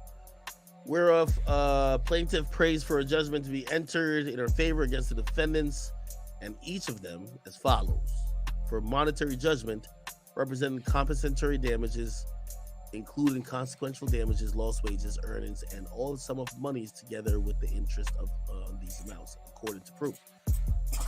For money judgment for mental pain and anguish and severe emotional distress, according to proof. For punitive and exemplary damages, for attorney fees and costs, for pre-judgment and post-judgment interest, and for such other further relief as the court may deem as just and proper. These are our lawyers. Diddy, I ain't gonna lie, man. I think you fucked up, brother. I think Diddy had settled the Chef lawsuit. Let's see. Diddy Chef lawsuit settled. I think he settled. Yeah. So he had settled this one. I don't know how much he settled for. Is there a money amount? Yeah, no terms was divulged. What he settled at. I would imagine that he would look to settle now with Cassie. It'd probably be a big lump sum. Shit. Y'all let me know. Diddy's a billionaire. She wanted $30 million from him before this even came out. He clearly wasn't willing to give the $30 million, but according to his lawyers, or her lawyers actually, he offered 8 digits, which is at least 10. So if he was going to give her 30, but he offered at least 10, let's say it's between 10 and 20. If you offer that before this came out, do you just give her the $30 million now? Or do you say, nah, you fucked up. You made this shit public, and regardless if I pay you or not, people gonna look at me a certain way. Let me fight this shit out. I'm gonna use that $30 million to beat you in court, and that $30 million is going to be the thing that's gonna make you look stupid. Somebody says, well, you gotta be at least 50 now. Well, if I'm Diddy, I wouldn't pay you more now. You already made the allegations. The only way I pay you even 30, you got to come out and say, I lied. Okay, you got, all right, get the 30, just come out and you're going to be forever known as a liar, but at least you got your $30 million. You good.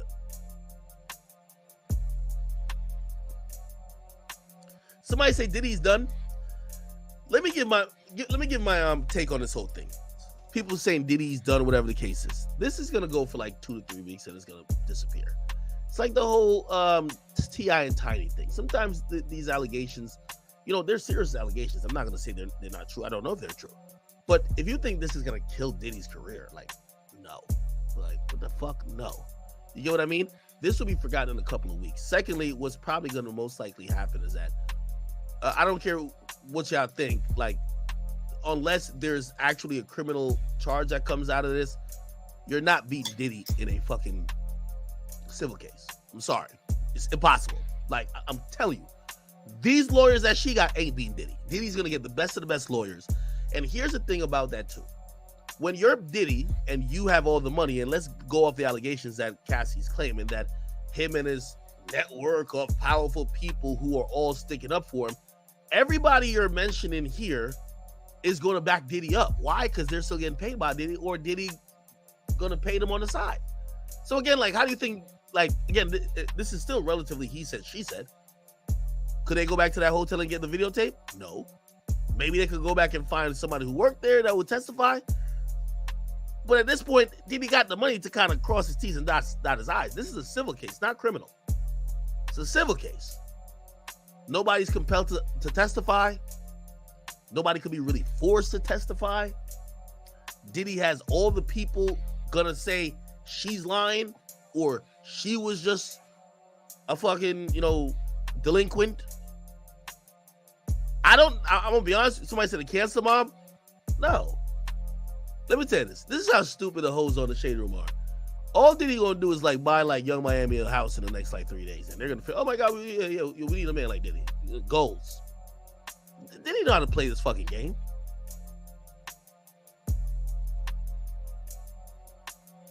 Somebody said they taking all his music and Ciroc off the shelf. No, not at all. Here's the difference between him and a lot of these other people you're seeing, like the R. Kellys. Well, first of all, R. Kelly, he got a federal charge, right? And there was multiple complaints, and his shit is just way more egregious. Diddy has put money in the pockets, and this is what I'm talking about, high-level Illuminati power.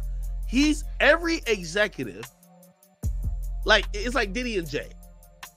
All of the black faces in music are going to be coming from one of those trees. Diddy's put people on. A lot of these guys, he's put millions in their pockets. Who's going to go against Diddy? Just think about it. Who's going to go against Diddy? Somebody said you thought Diddy lost his Ciroc deal. Well, Diddy losing a Ciroc deal didn't necessarily have to do with this behavior. This had to do with Diddy complaining and wanting more. Remember, they said they paid Diddy out $1 billion. That's how we know he's gotten $1 billion in his lifetime. Ciroc came out and said, we paid this nigga $1 billion. Somebody said Kid Cudi's is gonna speak up. Well, Kid Cudi's rep said, yes, my car was blown up. But how does that connect to Diddy? It's like the Tupac situation all over again. Yeah, it's like he said, she said. Okay, maybe it's a fact that your car blew up. How do we know that Diddy blew your car up? How do we know that? So it makes good for a great story time. But it's probably going to be even more difficult to prove in a criminal court. And I just think in a civil court, I think Diddy has the best lawyers that are known to man. He's going to drag this case out, and he's going to do everything possible that there is not a judgment that comes down against him that would make him look guilty in the slightest bit. Somebody says, Ak, whose side are you on? It's not about whose side I'm on because I don't know the truth, but I do know money. And when it comes to these cases, the truth don't matter, my nigga. It don't matter. Like, you're naive. If you're coming into this like, oh, we're going to get justice, you're a fucking idiot. Like, this is a civil fucking case, brother. This is the exact place you pay niggas off. Like, you don't think Diddy's going to pay niggas off? Like, come on, use the fucking brain. Nothing's going to happen. That's what I'm trying to tell y'all. If Diddy was doing all that shit back then to keep the shit quiet, you think he ain't about to like have 1,500 people walk in court and say some crazy shit about, yeah, I ain't gonna lie, between 2006 and 2007, yeah, we had to go check. She was addicted to certain so-and-so substance. We had to get her stomach pumped. We had to go check her into some institution. Yeah, she was actually, yeah, bro, like, what do you think? They're gonna be like, oh my God, you got us? The only thing that's going to come out of this is what we already know. Diddy is a freak boy who loves some really odd freak shit, and he might be gay. We don't, like, that's the same thing we've been knowing for 20 years. Do you get what I'm saying? Put it like this. I knew this shit was coming down because right around the Tupac thing happening, his company, which I've done business with, and I'm open about who I've done business with, his company hit me with the request and they said, hey, listen, Diddy's going through a lot. And it was something where Diddy had, like, he threw up the middle finger at a cop. And it was just like, Diddy's going through a lot right now, and this is not the thing that needs to be out there that is gonna make Diddy look weird. No, like it would mess up a lot of other legal matters that he has going on, and I think they may have even offered to, like, you know, compensate me or whatever, like just to take it down. But I was just like, okay, I'll just take it out. No, it don't matter. It was like, to me, it was a funny clip. It wasn't like nothing serious. To them, it was like, yo. So I think they knew this shit was coming. Like his circle of people knew this was coming. Payoffs has been happening. NDAs have been re-signed. Extra hush money has been redoled out. All these, like, haven't you seen, like, in the last whatever, Diddy's donating to this, a lot of things happening randomly. I think he been knew this day is coming, and I think he's fully prepared. So again, when we're evaluating this, if we want to have a conversation just outside of the courtroom, or we just want to have the social conversation, do we think Diddy did it? Yeah, like all that freak off shit, I believe. Yeah, okay. Now let's get past that freak off shit. Do I believe that she's gonna win $30 million from him in court? No. Fuck no. Hell no.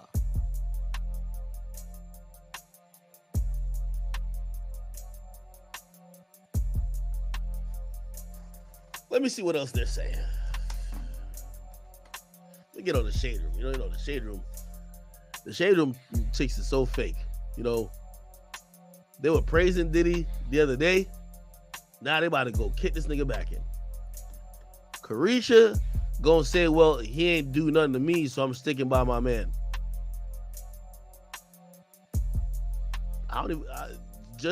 You know, there's so many jokes to be made, but I won't even make those jokes because it would look horrible if I make a joke right now about Carisha and then she comes out in 4 years with the same story. Even though she's a city girl, I can't imagine she like doing all this shit, but you never know. Somebody said I knew Diddy was a sick man when he told him people to walk 3 hours to get him a slice of cheesecake.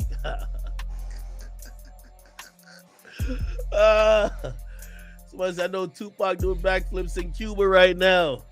Somebody said, yo, he broke Kim Porter's nose. She covered it by saying she hit it on the table. Jaguar Wright accused him of abuse. Let's see what Jaguar Wright says. Plug her in. Jaguar Wright. Diddy.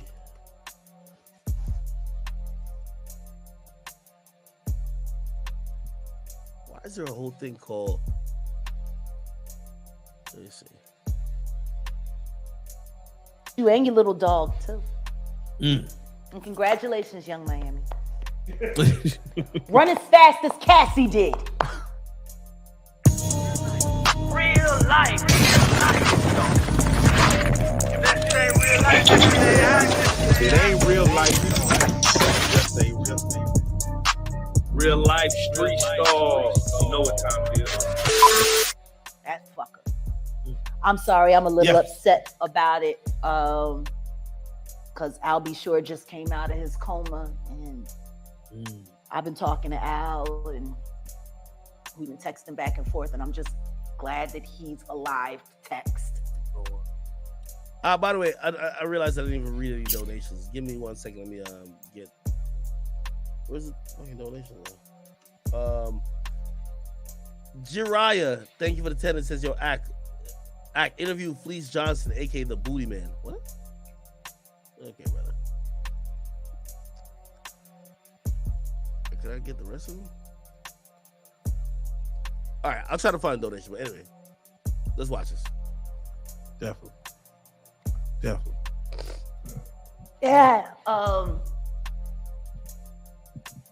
When you think about Kim, I was thinking to myself the other day, Uptown Records started with 5 people. Andre Harrell, Al B. Shore, Heavy D, and Puffy. And Kim was the longest working employee because she was there from the very beginning. She was Andre's personal assistant. Kim is dead. Heavy D is dead. Andre Harrell is dead. The only two left are Puffy and Al almost died. Isn't that interesting? That is interesting. Heavy D was found dead, face down in the heart attack. Andre Harrell, heart attack. Kim died from pneumonia, but there's the first coroner's report that said that she died. It was ruled a homicide, and they found toxins in her body to prove that she had been poisoned. You know, they have poisons that create heart attack and pneumonia-like symptoms. And then right after that, Al had a meeting, and I was going to meet up with him because we were in Vegas, and then the next thing you know, you want to know what they all had in common, though? The survivors and the late of Uptown Records, they were all writing tell-all books. Andre was writing a book right before he died. Heavy D was working on a book before he died. Kim Porter was working on a book before she died. And Al B. Sure was working on the documentary of his life. And then he goes into a coma. Has Puffy ever been in a coma? Has anything happened to him? He must be the luckiest motherfucker, because it seems like everybody that worked at Uptown Records from the very beginning is gone. Just him. I guess Al disappointed you. You know, I speak for a reason. When you see this bullshit ass motherfucking game fucking with people that you love, that you like, you know, it's too many coincidences. Too many. Fuck you, honeycomb. Oh. Stamp it. We gonna get you and your little dog too. And congratulations, Young Miami. Run as fast as Cassie did. Has anybody asked themselves about that shit? I mean, yeah, I'm sure a lot of people are asking about what's going on with it. Yeah, a lot of people are looking at it as like that's the way the new relationship should work. What, to get paid? Yeah, she was getting $500K a month. She quit because he dropped her down. Yeah, I think that's where they're at with it now. No, but understand this. Think about this. And there are women in this room. Why would you quit?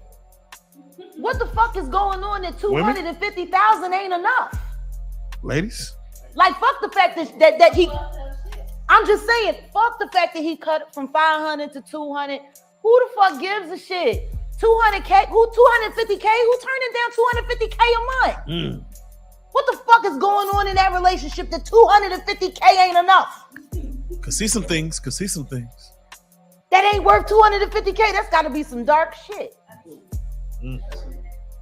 Like, people are not understanding that girl quit 250K. 4 million every quarter. Well, I'm sorry, $1 million every quarter. Shit. Now, she was getting 2 million a quarter, but then she got, fuck you got going on. That's so deep that it ain't worth $1 million a quarter.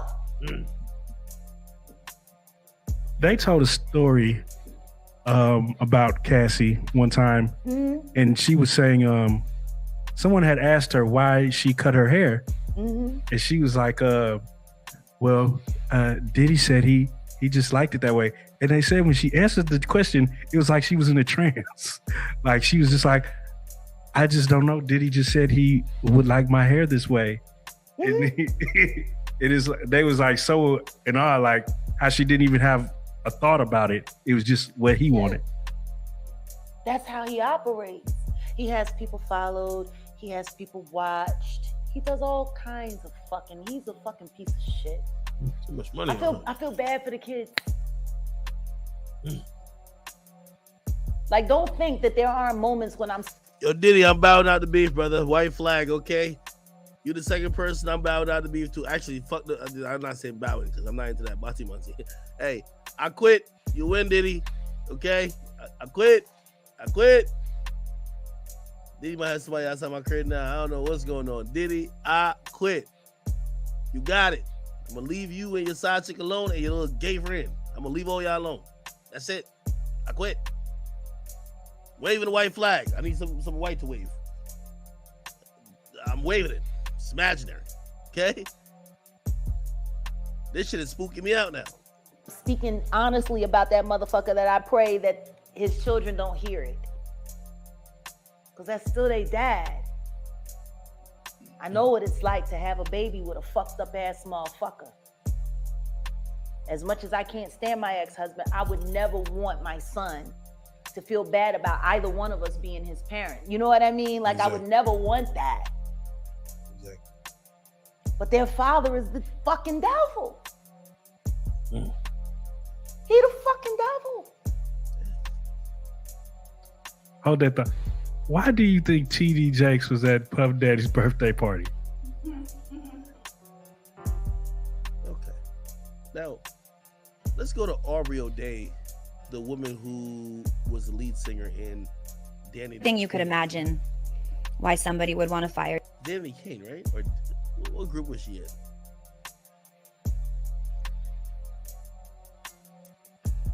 I don't know. Yeah, Danny Kane. Somebody. Can you give us a little? I wasn't willing to do what was expected of me. Not talent-wise, but in other areas. Mm-hmm. And were other girls doing? I was the only one that was in those types of positions. Wow. When you look back on that, how does that make you feel?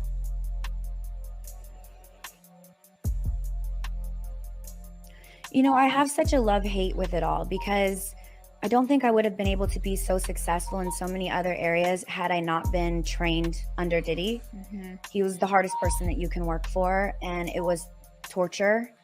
And not the work part of it, but the other stuff. Mind games, like just all the girls were so divided, and the men and the people running it had their hands in it, moving everything.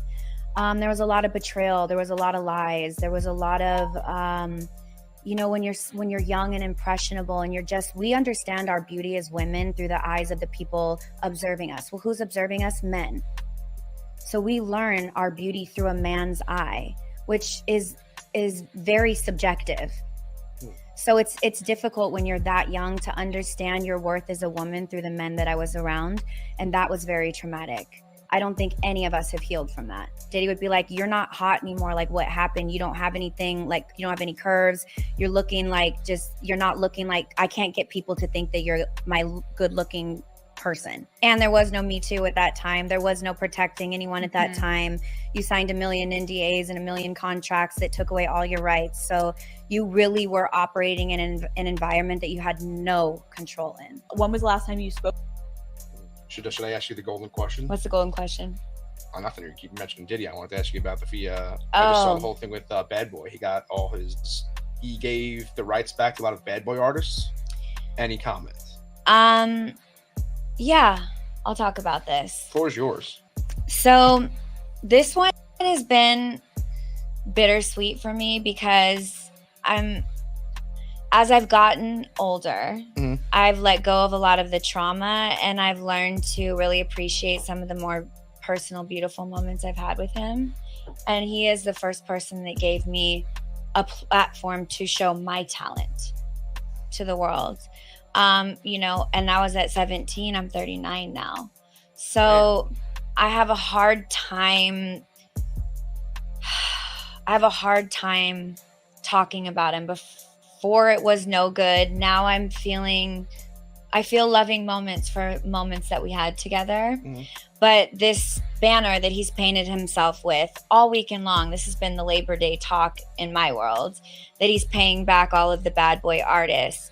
I just want to throw you the facts, okay? Sure.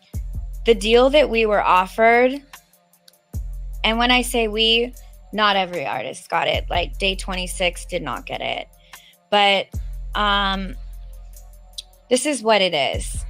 you can have your rights back to your music after Puff went under and somebody else bought our catalog. So this is long after we have 2 double platinum albums, $14, $15 an album from 2 million albums is, what is the math on that? 48 million? Yeah, something like that. I'm no mathematician, but maybe. So $48 million somebody made on me. Yeah. I did not make anything. When I said I did Christina Aguilera for free, I didn't do Christina Aguilera for free, but the record label recouped it all. We were in debt at the end of that tour. Yeah, it's pretty crazy. So I worked for free for the first 6-7 years of my career, basically. And also MTV was not paying us. And this is another part that I have that I feel some kind of way about, because MTV since then, in these recent years, has brought back every big cult show, meaning it had millions of followers and it was at least 6 seasons, right? Yeah. Making the Band is one of those. They brought back Real World. They brought back Jersey Shore. They brought back Laguna Beach. Making the Band is the only one that they did not bring back. And Making the Band is the only cult MTV show that made that network, one of them, that they have never played in one rerun. Not one rerun.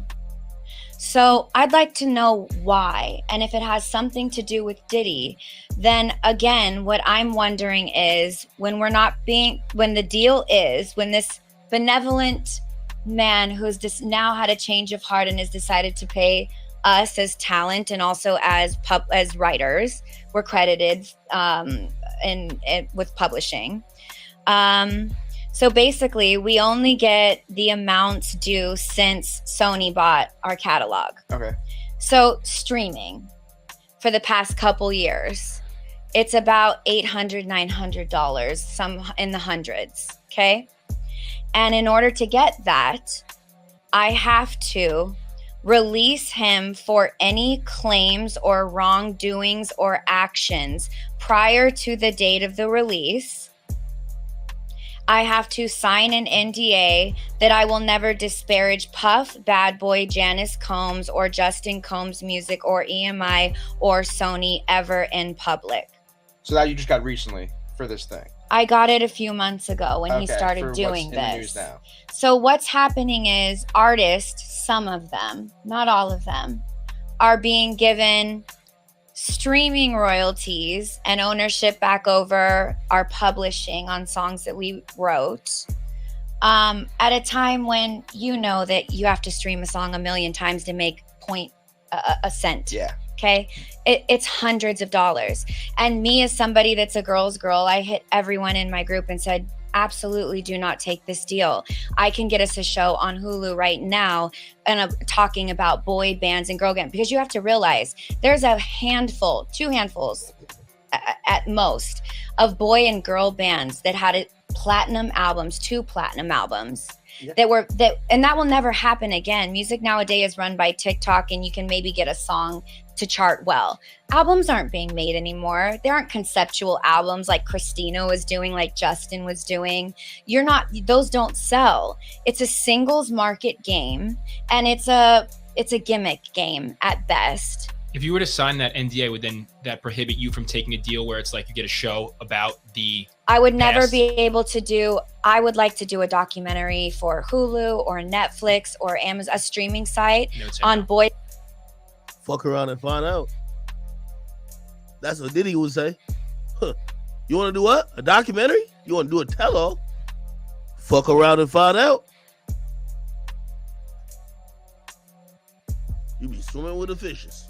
Boy band and girl bands. I have a bunch of members from a lot of very boy bands that fit the criteria of a certain amount of status. Yeah.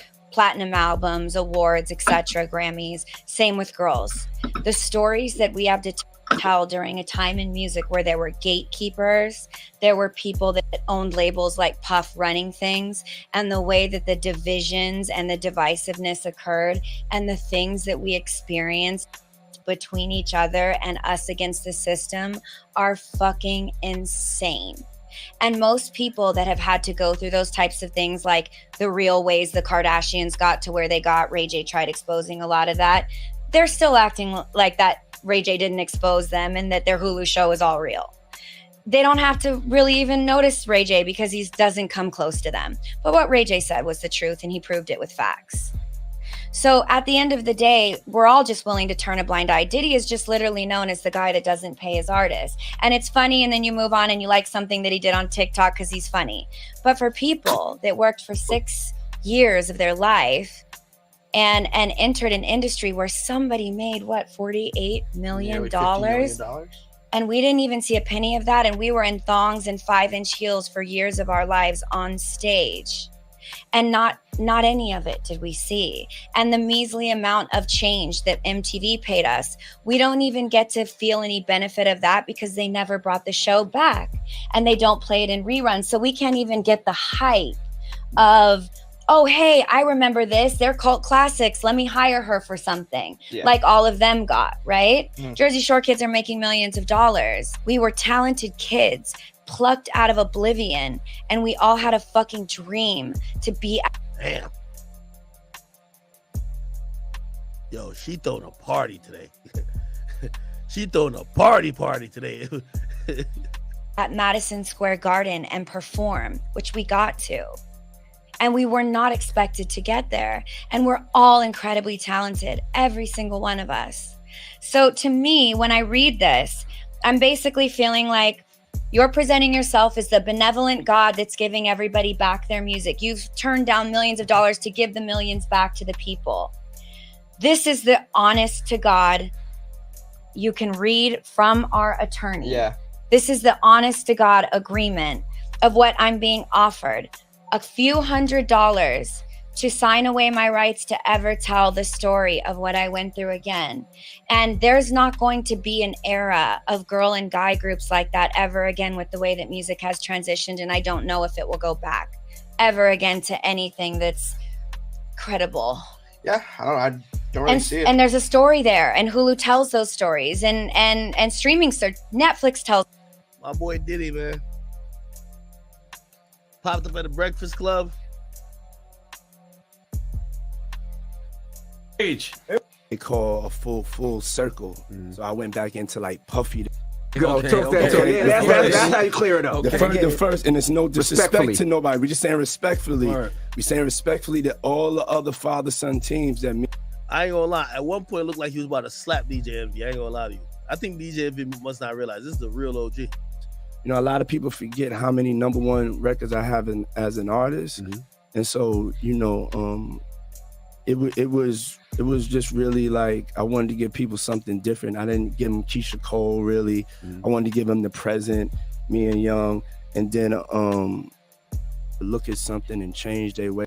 You know, spoken was just like, you know, had a real conversation, because I think even though if I didn't agree with Macy, I think this is right. If you didn't hear it, so are the rumors true? Carisha be throwing y'all for a spin. I'm gonna tell y'all right now, Carisha be having fun. It'd be like a video game to her. You said you a stroker, you know and we just asking. Is it? Oh no, I mean, I don't think no. I know I'm she not ain't pregnant. Yeah, She is. Is your wife pregnant? I'm gonna tell you straight up. You be the. This is the type of energy this video is gonna pull up on me. You be the craziest one asking about somebody's girl or a personal joint, but can't nobody even say nothing to you about nothing. I don't know. Hey, yo, Playboy, I'm gonna tell you, men, as men, I don't talk about my relationships with nobody like that. Let me say like this. I don't mind anybody asking me a question. You can ask me whatever you ask. I don't care. But that's not my business. I'm not thinking about you and another woman. If somebody disrespects, it's another level. Oh, I can't even imagine somebody disrespecting me. Exactly. Yeah. But that's my feeling. Okay. And that's how I feel. And it's easy for people to go online and I'm just fucking with. I'm not. I ain't gonna lie, man. It was on What top. did Big ever write for you, if anything? Victory. Okay. And the Get Money remix, which I was like, man, me totally straight. But as far as musically, I was able to like keep him. These are all like my favorite voices from Jasmine Sullivan. Cats that like to really make love to you. And whenever I try to move like somebody else, it doesn't work for me.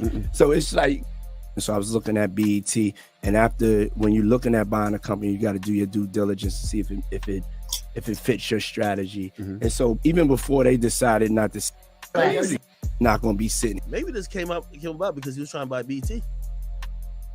Really building the world's biggest black media company. You know what I'm saying? I'm on my second mountain. I really feel like I'm just beginning in my career. I feel like my purpose is sharpened, you know, and I've gone from me to we. So it's like, you know, the things that I'm looking at are really, really big moves. You know, I want to really take over Disney. You feel me? I want us, because I know there's going to be a shift. I know there's going to be a change. I know the alien culture should have black advertising dollars, because they only give us 1%, because that's what we accept. You look at Revolt, you have to look at really what it is. It's the only thing that's owned by a man of color or a person. Before the internet, more radical things right now. I want like radical change. I don't want us like to be looking up 20 years later and the same thing's going on. You know what I'm saying? We at the 60th anniversary of the March on Washington, and things are actually worse. A lot of people don't really realize that March, as far as making R&B, as far as like every day, because as a Combs, we got to fight through a lot of, you know what I'm saying? You're tied together for life. You'll have your brotherly ups and downs, but I always loved Mace. It was just, I wasn't really even wanting to sell nothing, but I was just like, man, this is him talking about the publishing. People getting a lot of money out here. And I was like, you know, if any time, this is the time that, you know what I'm saying, that you know, because of people were offering so much money for catalogs, it was just, it was a time where I just went in. It was like, you shopped a little bit, or nah, it wasn't shopped. As people were calling us, and so bring some cups, y'all. So it was something that, you know what I'm saying, something that you definitely consider. And then it was just a chain of events. I'm always scared of that. You know what I'm saying? The chain of events, chain of events just had me, really was just like, man, I need to just, you know, call all the artists they need and all the writers. You know what I'm saying? This is the time, you know what I'm saying? To not just, Andre Harrell was telling me, don't just talk love, be love. And so he's like, this is a time just to do and listen to what God is telling you to do, and that's it. So now we're cracking open a. We need to talk about the album. I don't know, man. I don't know. What y'all think about this shit, man?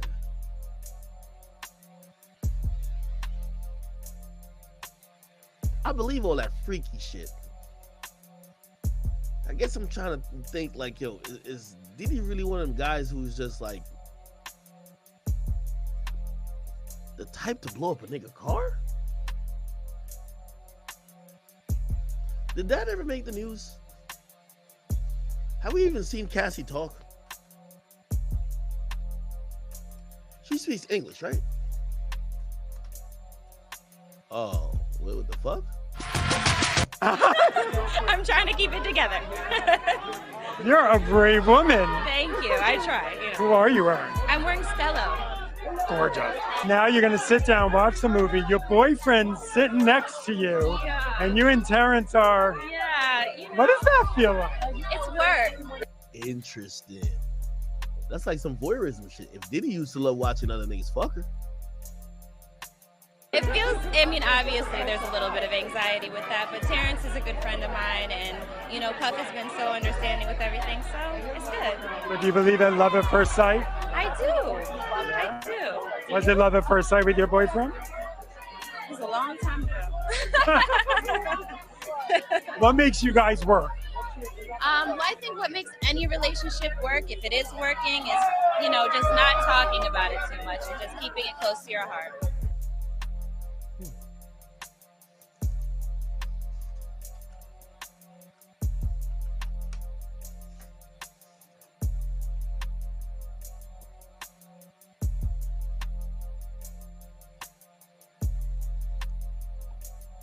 Diddy is once again on TikTok. Some women posted a throwback video of themselves playing around on Diddy's giant bed when Jay Versace dropped the bombshell. He accused Diddy of bending him over that same bed during a party at Diddy's mansion in Los Angeles.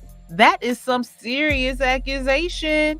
Jay Versace is a 25-year-old American social media star who became famous about 5 years ago as the funniest teenager on the internet because of how well he entertains his audience on TikTok. However, it was not strange for Jay to be involved with men, as he has publicly announced his homosexuality in 2016. In his words, "I was in the shower actually, and I thought, you know what? After I finish this shower, I'm going to come out. It was quite random. I text my mom a long paragraph, and that was it. Ever since then, I was free." Could this be why Diddy targeted him? Because he was an easy target, as he was already gay? Surprisingly, Jay didn't have a gay model as a child and had in fact been raised in a Christian family, as his family owned a church. But he seemed to have figured his life out and didn't give a care to what the public or his family thought about him. In an interview with Gay Times, he said, "I've been looking up to myself lately. I want to be free of sexuality and not boxed in as a guy who's gay.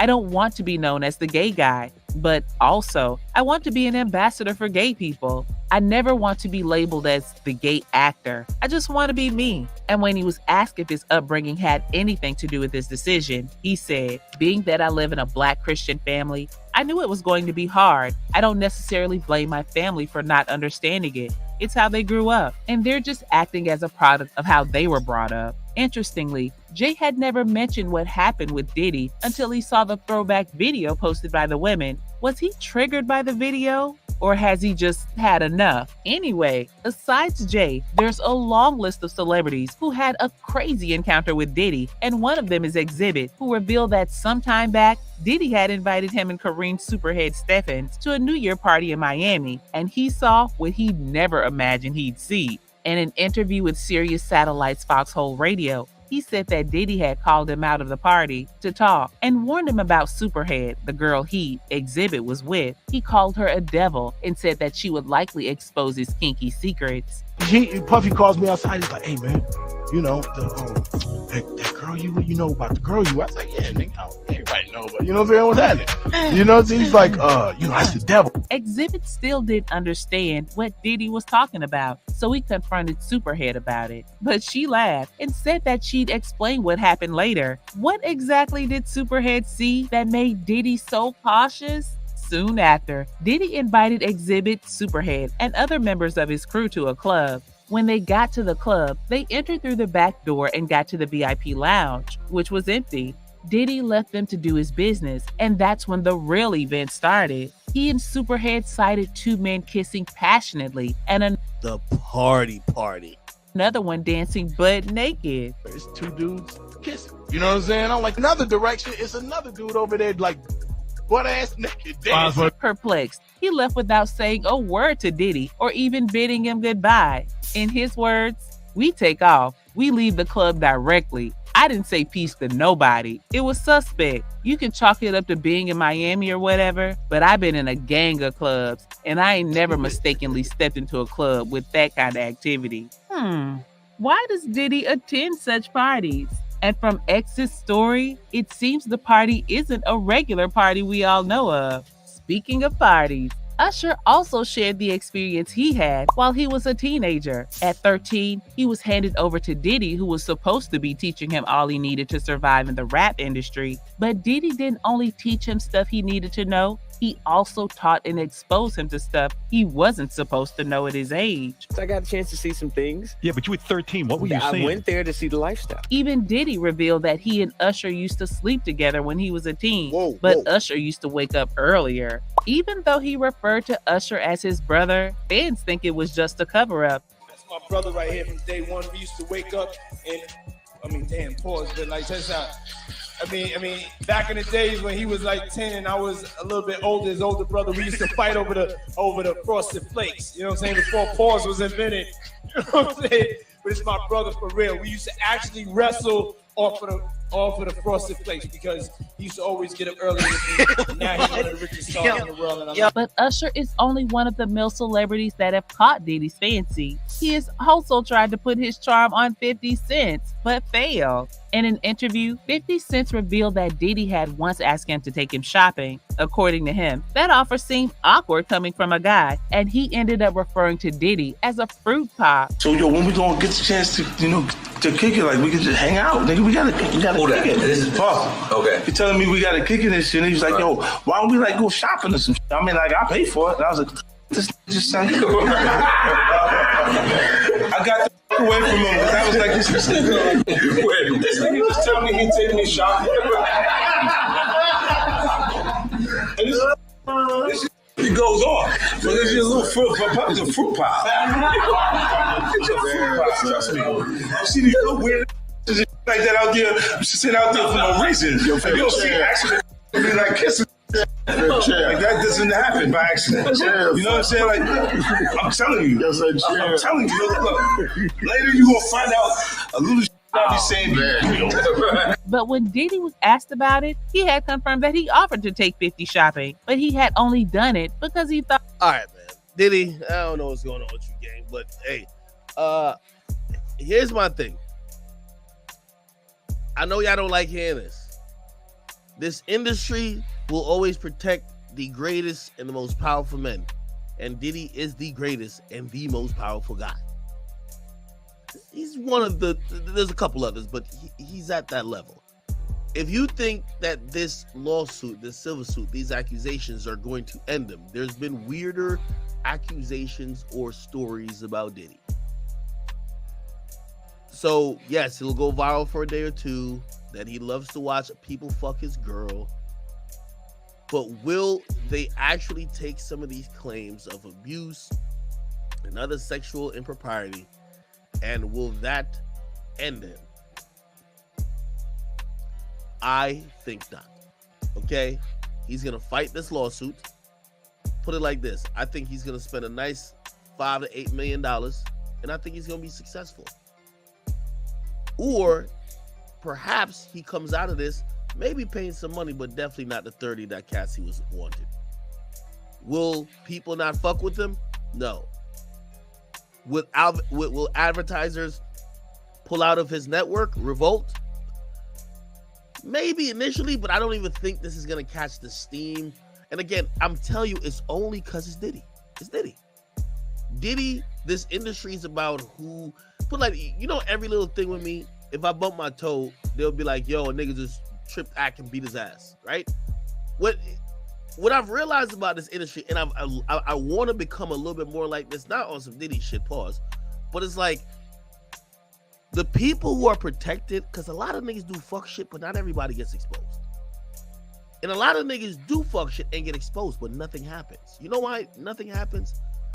Because they've spent their time in this industry almost setting safeguards in place that nothing could happen to them. The people with the loudest voices, they put in power. The people who could make moves happen, they have given opportunities. It's favors for favors. That's what works. So the people who Diddy's helped along the way, the people who Diddy's put millions of dollars in their pocket, the people who Diddy, who has just so much power and reach, you think they're going to come speak out against Diddy? For Cassie? You're wrong if you think that. You're wrong. Watch how everybody besides me handles this story. They're gonna be like, oh, let's wait. None of them are gonna tell any personal stories. And everybody, all of these motherfuckers have a personal story about Diddy. Because you know why? I remember the first time when I got on Everyday Struggle, the first 5 guests. Back in the green room, everybody had a Diddy story. And I was like, what the fuck? I said, how is this openly known, but nobody says it on air? Well. So, again, I'm telling you, what y'all are thinking is some new shit that's going to end him. I don't think that'll happen at all. Okay? Let's see how the Breakfast Club handles this. Because the Breakfast Club was very quick to say, Ack, or I think, what's that little hole in their name? Say, Ack hates women. Did he like women according to this story? Or can't y'all say that? Oh, y'all want Brother Love to give you an interview. Y'all ain't gonna call a spade, would y'all? Oh, y'all probably wouldn't. But I'm gonna listen to more. I'm gonna see if let's see if y'all have the balls to say this is a fucking creep. This is a nasty nigga who we've heard for years and decades. A nigga who's at 40 dating a 19-year-old. But this is what's wrong with hip hop. You have niggas who act like they're up on a soapbox, but they're only down to call out certain people. R. Kelly, bad. But we gonna talk about potentially Jay and him dating minors, or never mind, we can't talk about that one, right? We love Jay, we cool. Again, they don't call a spade in this shit. They call out the people that they can't use. They call out the people that didn't help them. They don't call a spade. So when y'all thinking that Diddy's about it, like, no. I'm telling you, Diddy was preparing for this day for a long time. Y'all gonna see, it's not gonna be pretty, but you're gonna see as good as a defense squad and a good as a crisis management as you'll ever see with this Diddy thing. Put it like this. If Diddy's this person that Cassie's talking about, shouldn't there be hundreds of other people with the same story? Shouldn't there be a lot of people who could testify to his character, to his creepiness, to his weirdness? Will any of them come out? Will any of them come out that hasn't been already labeled as disgruntled, the G and deals, the Jaguar Whites? Will any of them who used to date him say something? Will J-Lo come pop out and say something? J-Lo, you dated him for a while. Will the closest people who are still in good graces with him, near to Kim Porter, will they say something? Probably not. So as y'all sit back and y'all say, oh, this is it for him. This is it for who? This is going to be another little pit stop, speed bump in the life of Diddy.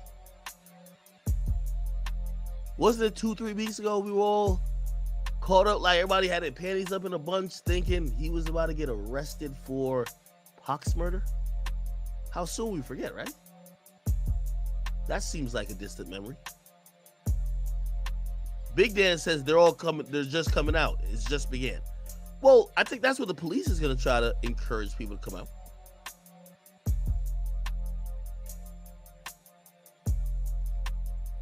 I know y'all saying I'm chatting, but what I'm saying is that if you look at Diddy's life, Cassie's really at the tail end of a lot of shit that he's been accused of.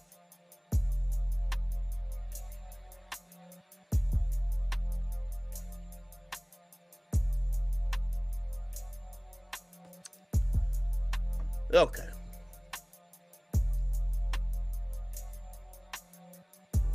All right, people. So I said J-Lo lips are sealed. We will see. We will see.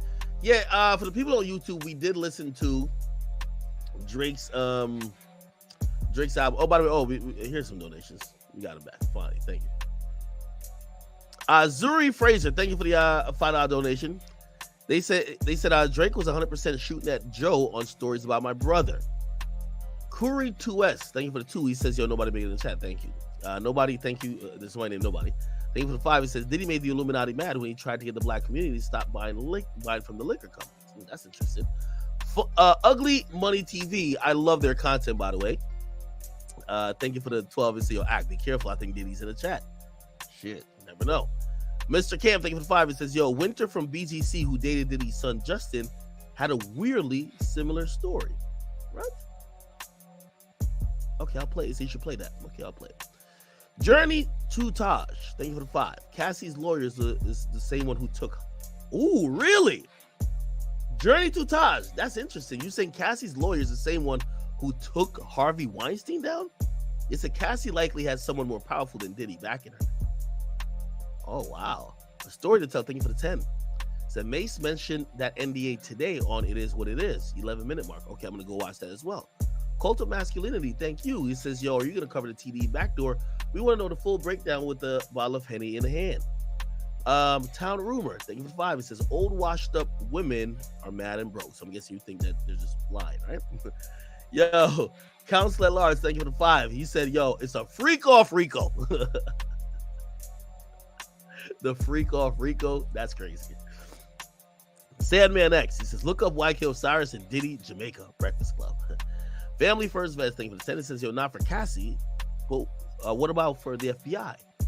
Don't you read that an ongoing FBI investigation early in the article? It's not FBI, first of all. It says the investigation is originating out of New York City Police Department, NYPD. Again, here's the thing about all of those things. These things have happened so long ago. It's really incredibly hard to prosecute any type of sexual assault on he said, she said. I think human trafficking and sex trafficking becomes easier, right? And that would probably be some shit that I think maybe federally they could kind of fuck with, because at least Cassie's claiming that she was being ran through in all these hotels, so that'll be one of those things. All right, cool. I'll touch on this real quick because I see some people are inquiring about it.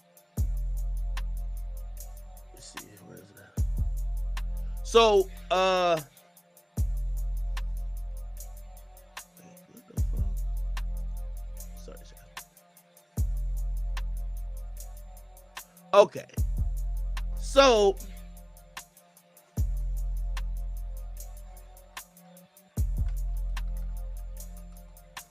essentially, I went to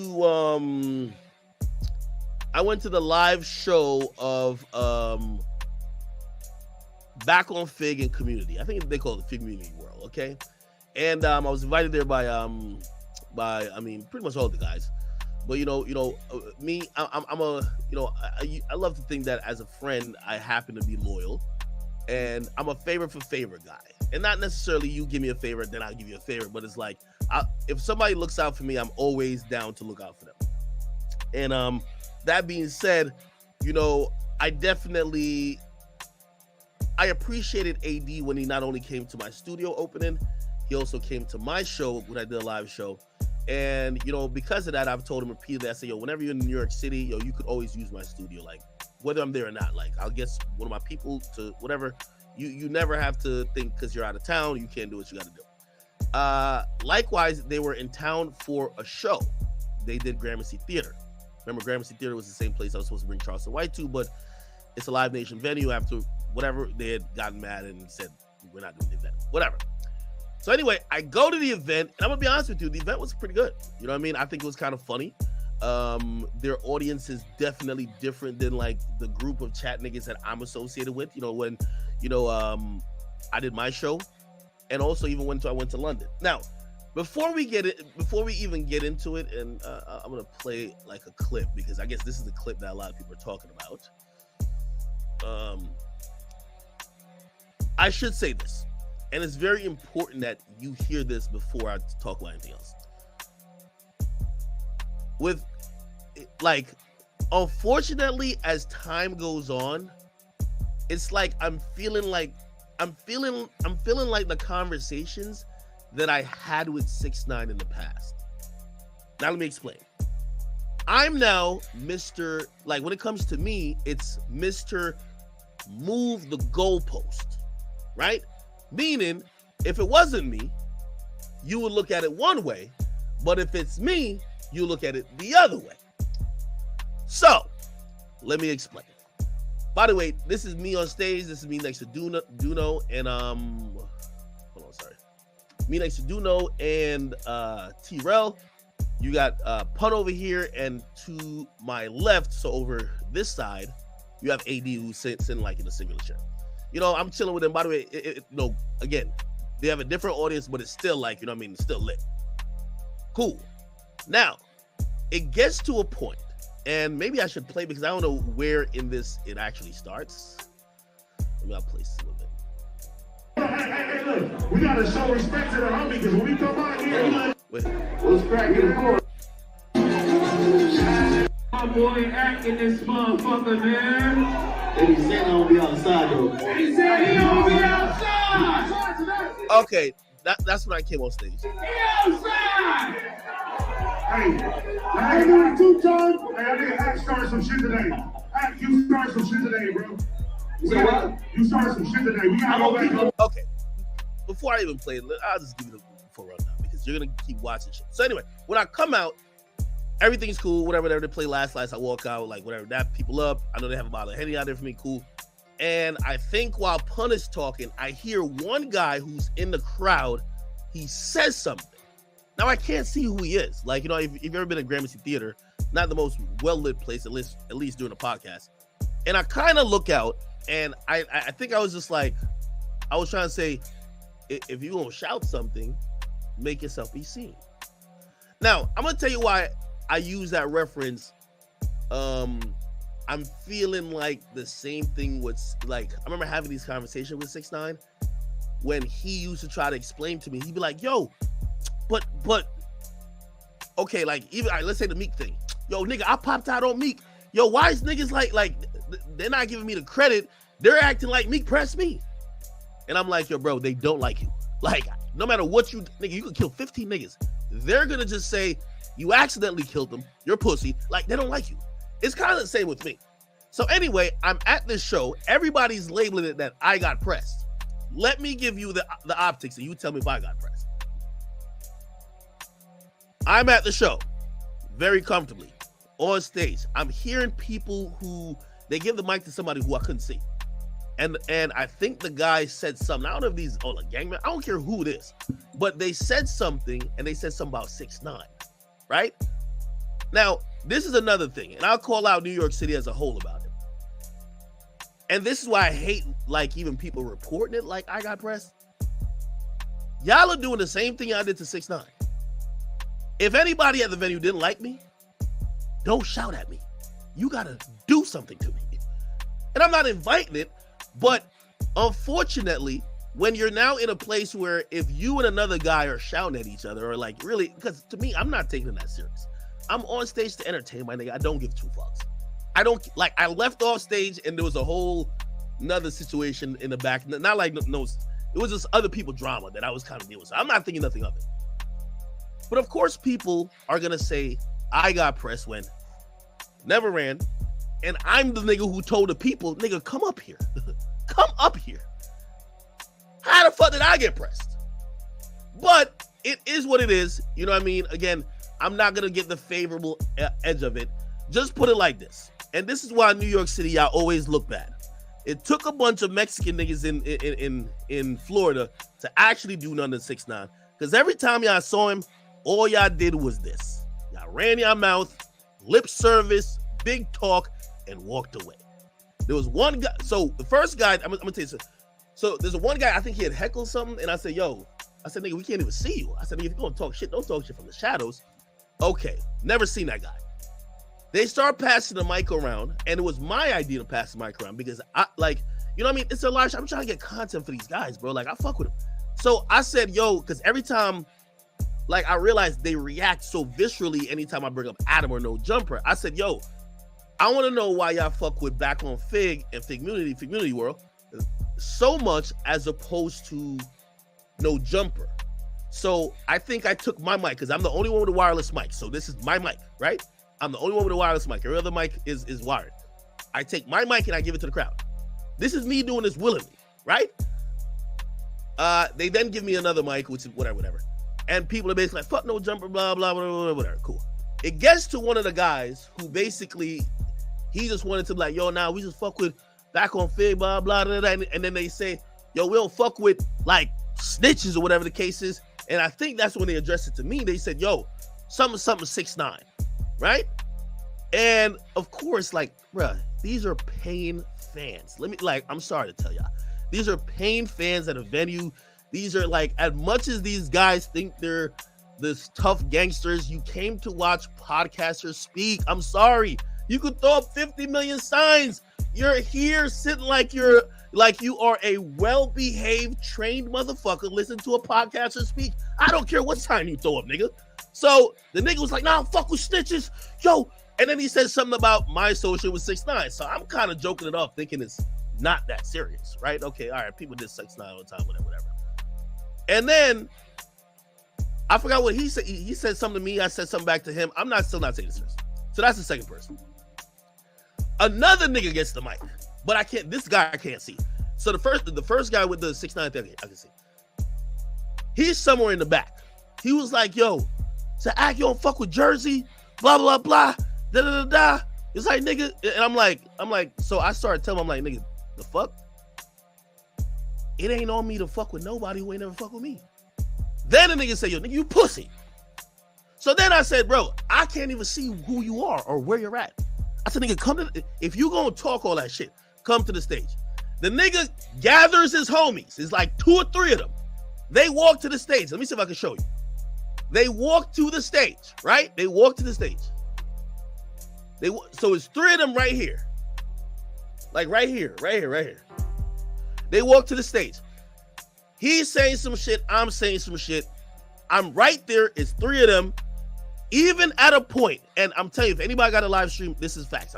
I couldn't lie because it's on live stream, right? I literally say, nigga, well, do something. You know what he says? Because first of all, he say, yo, we'll put pause on you. So I'm like, nigga, do something. What the fuck is you? Why are you telling me? Like, why is the gangster? And I heard the least gangster thing, and that's when I realized this was all a joke.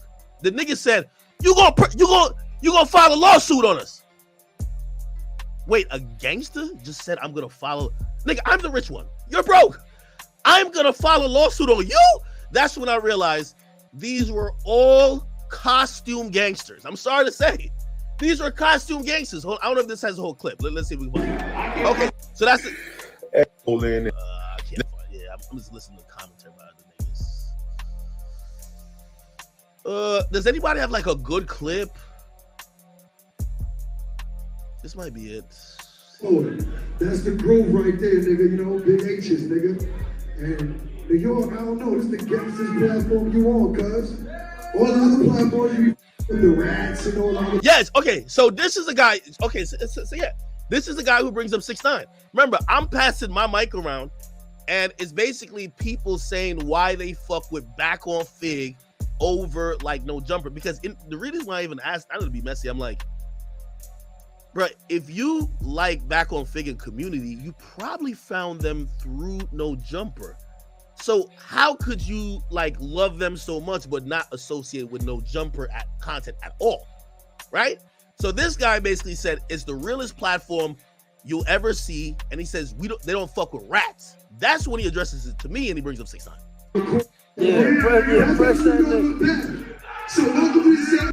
See, I'm not even paying him attention. That's what he's not pointing me. Somebody tap him in right now. Hit the square. Do something, nigga. Load up, nigga. Yeah, nigga. Oh, crap.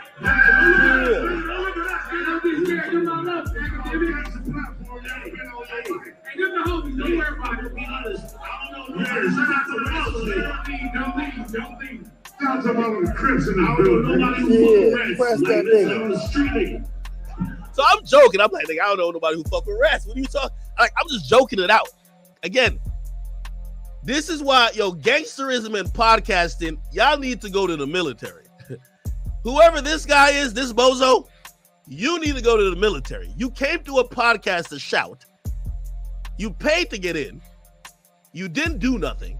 You're just throwing up your hands like an idiot. Cuz Cap, you run around the rats, nigga. You know what I'm talking about, nigga. Yeah, nigga. Since what, nigga? Hey, who's running around town with the rat? The whole homies locked up. You know what it is, nigga. So now, I got a Henny Bottle in my hand. I'm still chilling. Shut up, nigga. Press that nigga. I'm talking to the lumps, nigga. That low. You probably gonna pull my shit with fuck it. Talk to the lumps. Let's move it, nigga. I came to New York. Wait, okay. I don't know why they cut it off because I stood up at that point. Whatever. J Mills there. Why the f they bring J Mills? Why the f bring this nigga here? Like he here to talk from New York. This nigga is. Okay, so the first clip they cut it off that I responded. Then now this one, I think this is where I couldn't see the guy. Not here to talk from New York. That nigga is a pussy ass nigga. Hey yo, that nigga don't really even own this nigga. Right outside. They really make own this Jersey nigga. niggas look bad. Shout out to my Jersey niggas.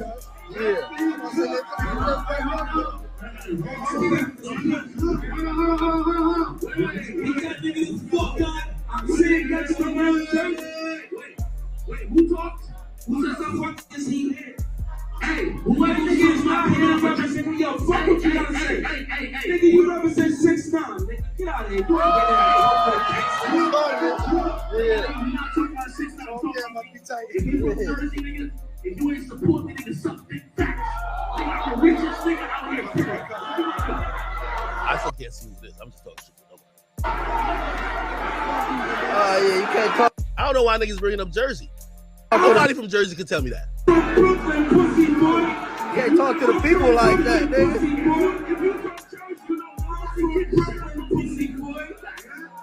That's why you can't talk to the people like that, man.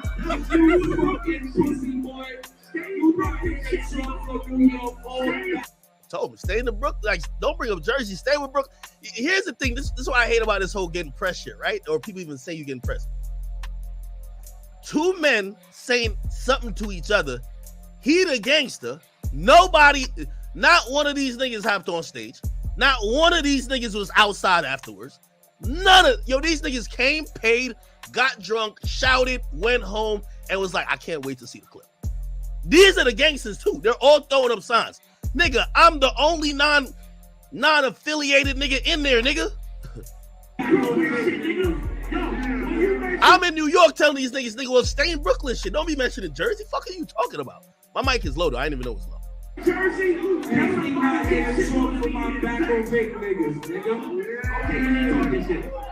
see, that's what I'm like, you just talking shit. They can't even see you. Where he at? Come to the front of the stage. Where he at? Go to the front of the stage. I'm pussy, I can't see you. I'm pussy, I can't see you. Whoa. Walk your ass to the front of the stage, nigga. Yeah. Go to the front of the stage. Go to the front of the stage. Let's see. Go to the front of the stage. Oh, go to the front of the stage. Oh my God. So this nigga was like saying shit from the shadows. All right, last thing I'm gonna say, I don't beef with ghosts. So if you gonna talk, I don't see you. Shut the fuck up, nigga. I'm richer than your whole family, nigga. I'm richer than your whole family, nigga. I do like using my money too, bro. Like niggas ain't about to touch me, nigga. The fuck are we doing? Hey, if I'm in a building with all gangsters and y'all say I'm soft, I don't come outside, I'm pussy. The first time I tell y'all niggas to suck dick, it should have been a million things on stage. Should have been the mic on stage, the bottle you got on stage. It should have been I thought that's what gangsters do. A nigga literally gonna tell me, bro, you're gonna file a lawsuit on me. I'm like, okay, all right, so we're just joking now. We're joking. So I ain't gonna lie to you.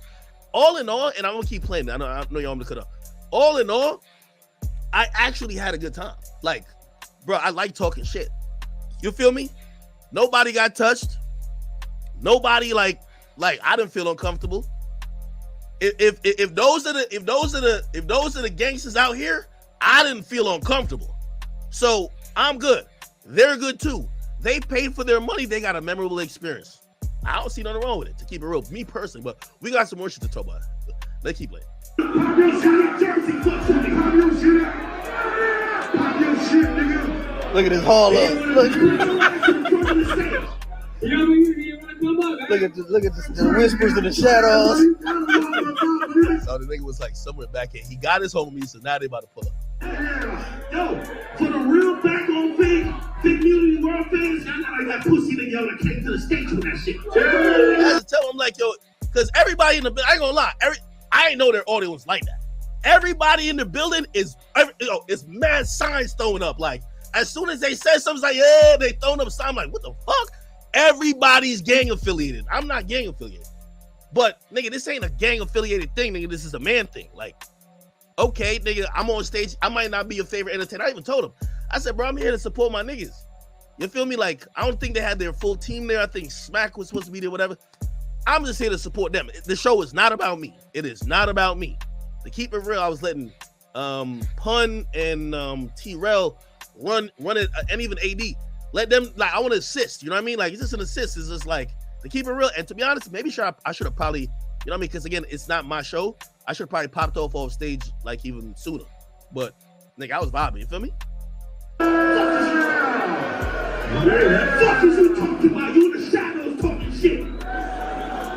Hey, Brooklyn, that's your hands up there. Nigga, for $30 million, nigga, pop up in front of the stage. Hold that nigga.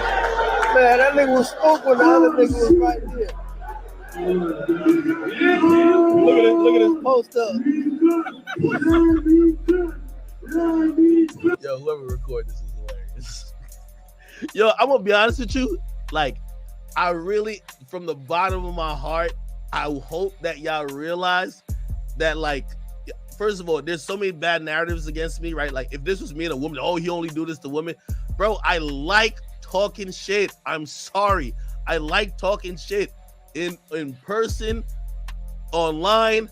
Like, to me, I didn't feel a threat. If I felt a threat, I would have probably started doing some defensive measures. We're at this show, like, to be honest, like, and I ain't gonna lie to you, I'm gonna keep it up being with you too.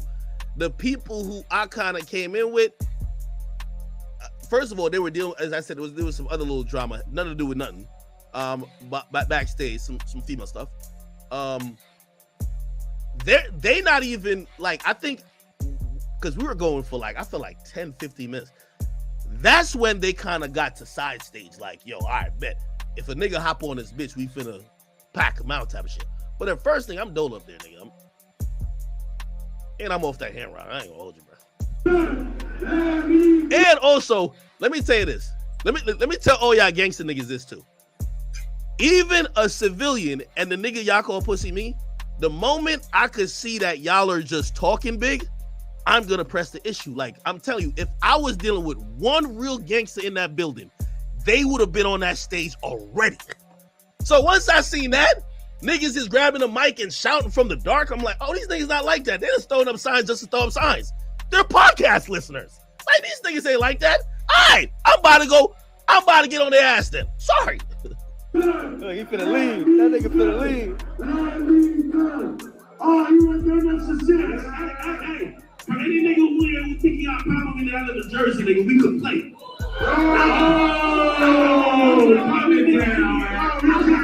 That is a fact. I'll stand on that too. Nigga, I live in Jersey. Nobody made me feel uncomfortable in Jersey. I'm in New York. The nigga say he's from Brooklyn. That's what I'm saying. Stop bringing up Jersey, nigga.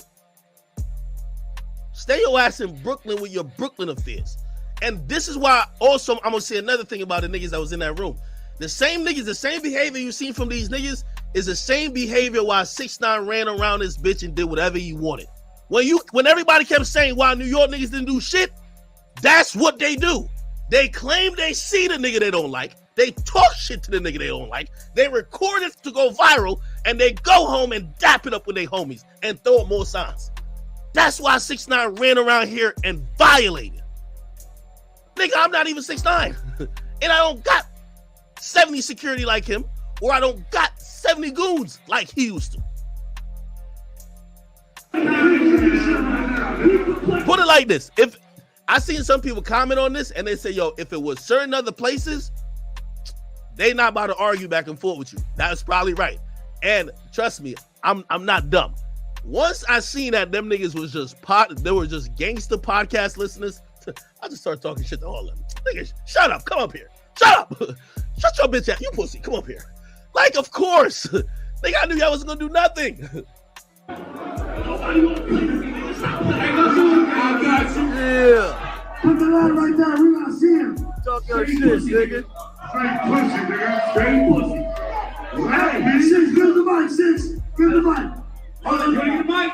Give the mic. Give the mic. So this is now me. This is a 5-minute interruption. I'm on stage. Remember the nigga that who's talked, we haven't heard nothing more. So I'm saying, nigga, you were just talking on that shit. You're pussy until you come up here. No. So already, I'm smelling like this nigga. Okay, stop. That nigga's pussy. He just said all that shit about me. We don't even know who's talking. Come up to the stage. Come up here. What you want me to do? Stand up, nigga. Stand up. Nigga, stand up. Stand up. Stand up. Stand up. Stand up. Finally. Yeah. Don't press that nigga. Yeah. You don't really like that though. Yeah. You don't really like that though. They don't really like that though. Don't play with me, pussy boy. They don't really like that though. Don't play with me. Don't be up here giving out my nigga. Yeah, nigga. Don't see this nigga. Cause we will put pause on this nigga, nigga. We gonna put pause on that nigga. Just yeah, press that nigga. Hey, you ass scandalous, you bitch ass nigga. This is the exact reason why I'm telling y'all. For any of y'all gangster niggas who co-signs this, you showed up to a show, you claim you seen a nigga you don't like, and you shouted at him. Then he called you, then the soft nigga called you pussy, told you to come up there, still told you like, nigga, what the fuck is you? You just talking. And watch, you gonna hear the part, I think he brings up a lawsuit, like someone filed a lawsuit or some shit.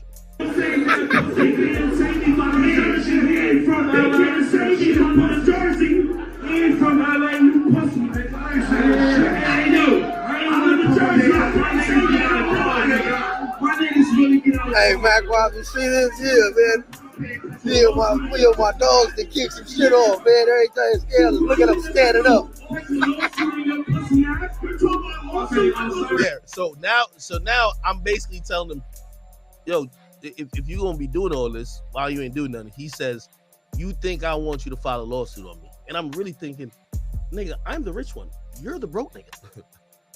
Like, what am I gonna sue you for? Like the fucking lint in your pocket?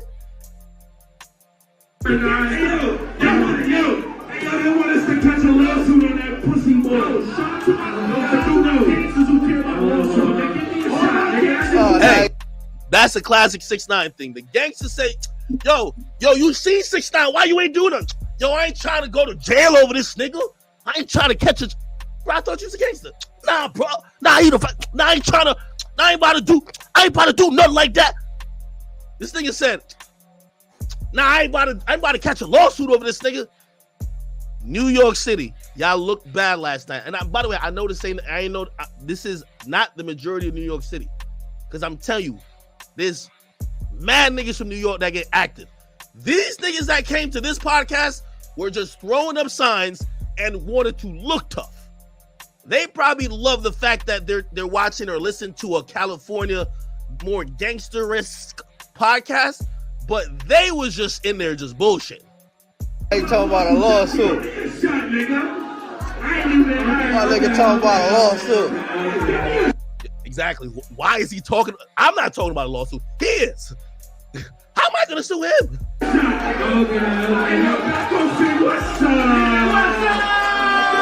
So basically, the dude was a fan. I'll tell you how it calms down. I think T-Rail just goes over there and throws up a sign with him, and as soon as he sees the sign, he gets giddy, like, all right. I'm going back to my seat. Runs back to his seat and sits there like a good bitch. Listens to the rest of the show. That's what I'm telling you, bro. Like, hey, not for nothing, good content. I'm gonna be honest with you, good content. Here's the thing, though. People dislike me so much, nobody's gonna be like, yo, a nigga tried to press him, axe to this ground. Not one. You know what they're gonna say? They pressed him. I thought a pressing was a nigga saying, yo, nigga, what's up with all that shit you talking about? Yo, my bad. I thought that was a pressing. But you know, I'm not in the tough guy Olympics. But again, I keep trying to tell you, I'm a man. You get what I mean? I think I look fine in this situation, and listen, if it was that situation again, I'd do everything I did then. Again, I think the gangsters just look weak. You can't have niggas. By the way, this is New York City. Everybody knows. Once you start telling niggas to suck dick, and I'll never tell niggas to suck my dick because I ain't no gay shit. So I tell niggas to suck dick. Nigga, you shouldn't be no more conversation, bro. Nigga, you had me on stage waiting. Y'all trying to huddle up. All right, cool. Walk with me. Let's go up there to talk to him. Like, nigga, what are you talking about? This nigga Mac trying to see the look on his face. That nigga said zoom in some more.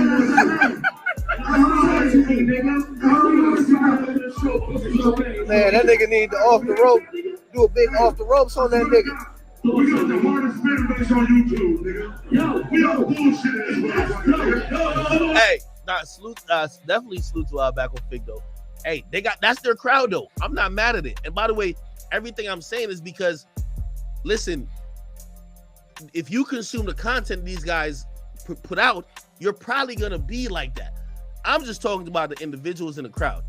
Them niggas was just sitting there like goofies. Like, let's be honest, right? If that's the toughest nigga y'all got, y'all gotta come together. Man, this nigga. Yo. Okay. So that's the video. And I was like, basically, that's the toughest. Like, again, obviously, you know, they want a different result. Didn't get it. The interesting part, which you know,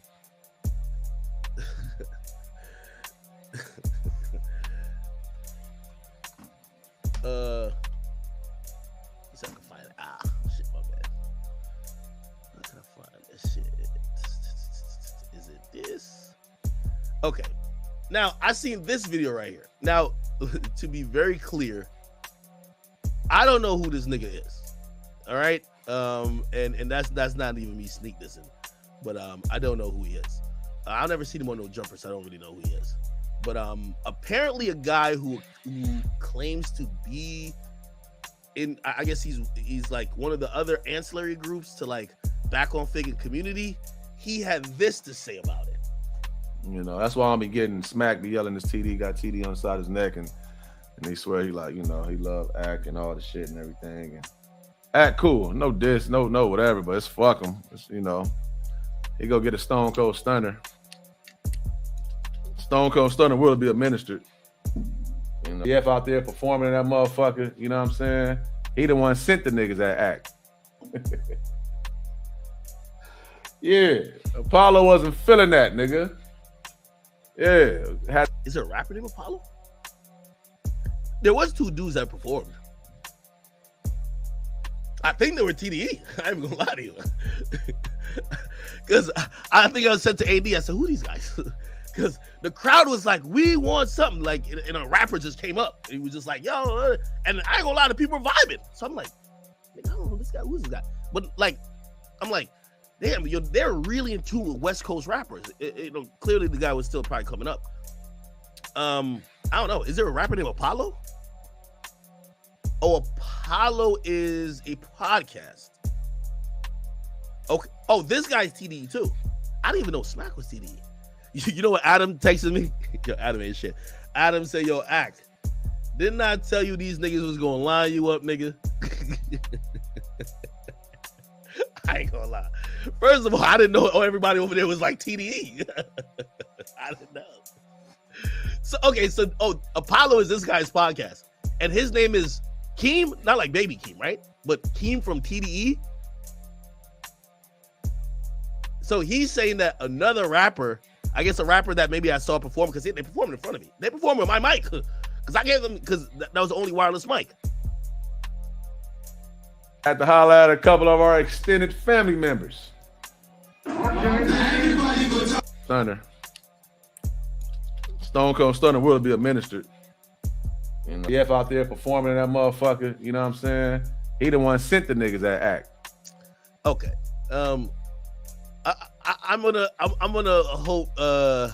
hope this ain't true. You know what I mean? That's just, you can't invite a nigga to your shit. That's like some Diddy shit. Invite a nigga to backdoor him. You get what I mean? But nevertheless, if this is what Mr. TDE was talking about, this guy here, y'all looked horrible. Y'all the gangsters having shouting matches with me. We could have done this online. We could get on Zoom.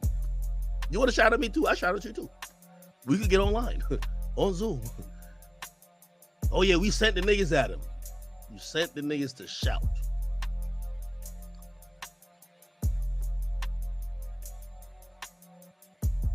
Really?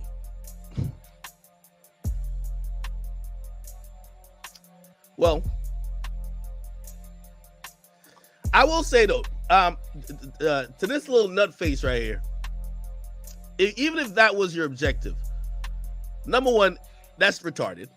Because I would probably say, let me give a very cold reminder. Mr. Bum, you right here, okay? You're doing podcast. And just like what I told Adam back in the day, I told him, I said, listen, you're not going to do well in this game if you think you're going to bully people, jump people, set people up, beat people up. That doesn't work. You got to win people by doing great content. So when you're getting on here thinking you're getting brownie points for saying, yeah, we the niggas who set them up at our own show. Riddle me this, dummy. How many more people, nigga, I'm like the most lit personality. How many more people you think willingly is gonna run to y'all shit if y'all are known to backdoor your own guest? This guy's retarded. Brother, I don't care if you're with TDE or EDT. You sent a bunch of niggas to shout. You're over here, the Stone Cold Stunner shit. You're living in like some NFT virtual world, brother. Okay? You had the civilians talking gangster to your gangster friends. That didn't sound too good.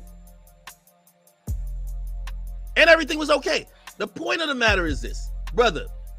A lot of you brothers, and I'm gonna give you some game real quick because you know, if you have some TD axe to grind, my kid, my guy, and I'm gonna call you kid because you sound like a kid. Kid, if you got a little TD axe to grind, keep that out the podcast. Because you see the people who you're associated with, and you're clearly not lit enough because I don't know who you are. You just look like a motherfucking thumb with light eyebrows. If you want to do the gangster game, you should keep it out of podcasting because that's what get people blackballed from podcasting. That's what get people, you saw these corporate people that do business that I know, that's why when I understand when AD and T-Rel is trying to keep it cool with Adam because they don't want to be seen as belligerent, ignorant hood Negroes. This is where a dumbass nigga like you fucks it up. You could have whatever you have up for me over Scissor, TDE, or whatever the case is. You should probably not bring that to the podcast arena. Because let me tell you the ramifications of that. Had one of your little bum ass niggas rush that stage, and y'all probably would have thought it's the pack out time. Well, good luck with that. We would have saw what would happen. But second of all, that venue would definitely never work with y'all again. Not only that venue, I just went through it with Charleston White. Live Nation would be like, oh, we can't be booking these niggas at these venues. All they doing is gangster shit, and they're fighting on stage. So my boy, as you sit there in that little 6x6 room, trying to figure out how to get a goddamn dollar by fucking sucking up to TDE Punch and the rest of them and Scissor, learn life, little nigga. That gangsterism shit is what's gonna keep y'all from the bag. When a nigga like me say I'm up 30 million, nigga, is not talking just to be cute. I'm talking because I did it. I talking because I invented a lot of shit that y'all should now be benefiting from. Don't be stupid. It's not about me. I handle that situation fine. I was outside with the gangsters in a gangster room, and there was no running. I'm cool. I think that looked fine for me.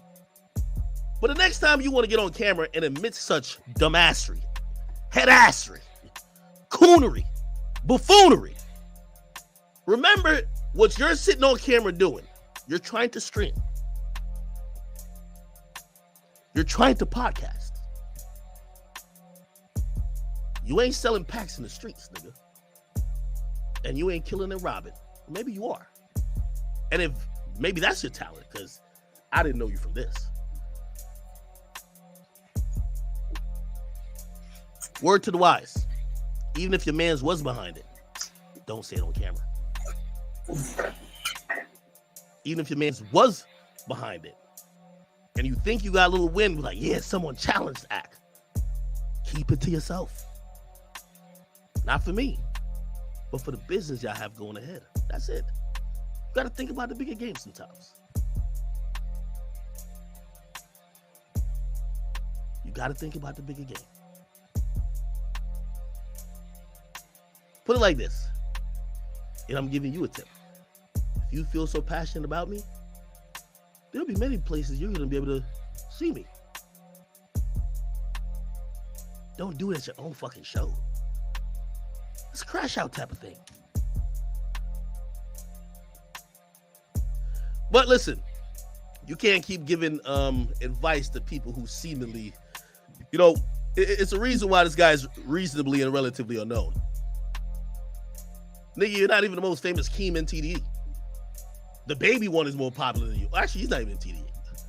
The guy who, Kendrick, who left to make PG Lang, the baby Keem is more famous than the TDE Keem.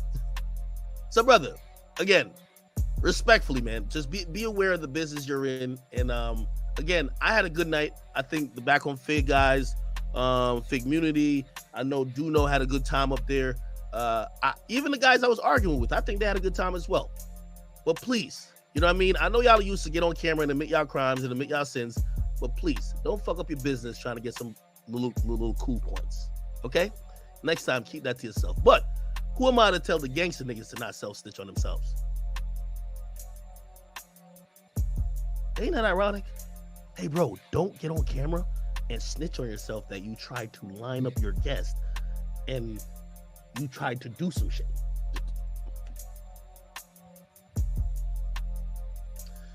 we'll move on from that one. With all that being said, yo, Terrell, amazing show. 80, amazing show. Pun, you a funny motherfucker. Amazing show. Listen, I love your instigation no matter what. Because let me tell you this, I'm a content guy. I like things like that. I like talking shit to people, and I talk shit to you afterwards and dap you up. It's cool. You can talk shit to me too. It's fine. We're making great content. Okay. All right. At the end of this, let me see. I think, damn, it's almost 4. We're not done yet. I feel like we have one more topic. There got to be one more topic. Because I'm feeling good. I think it's the coffee I drank earlier.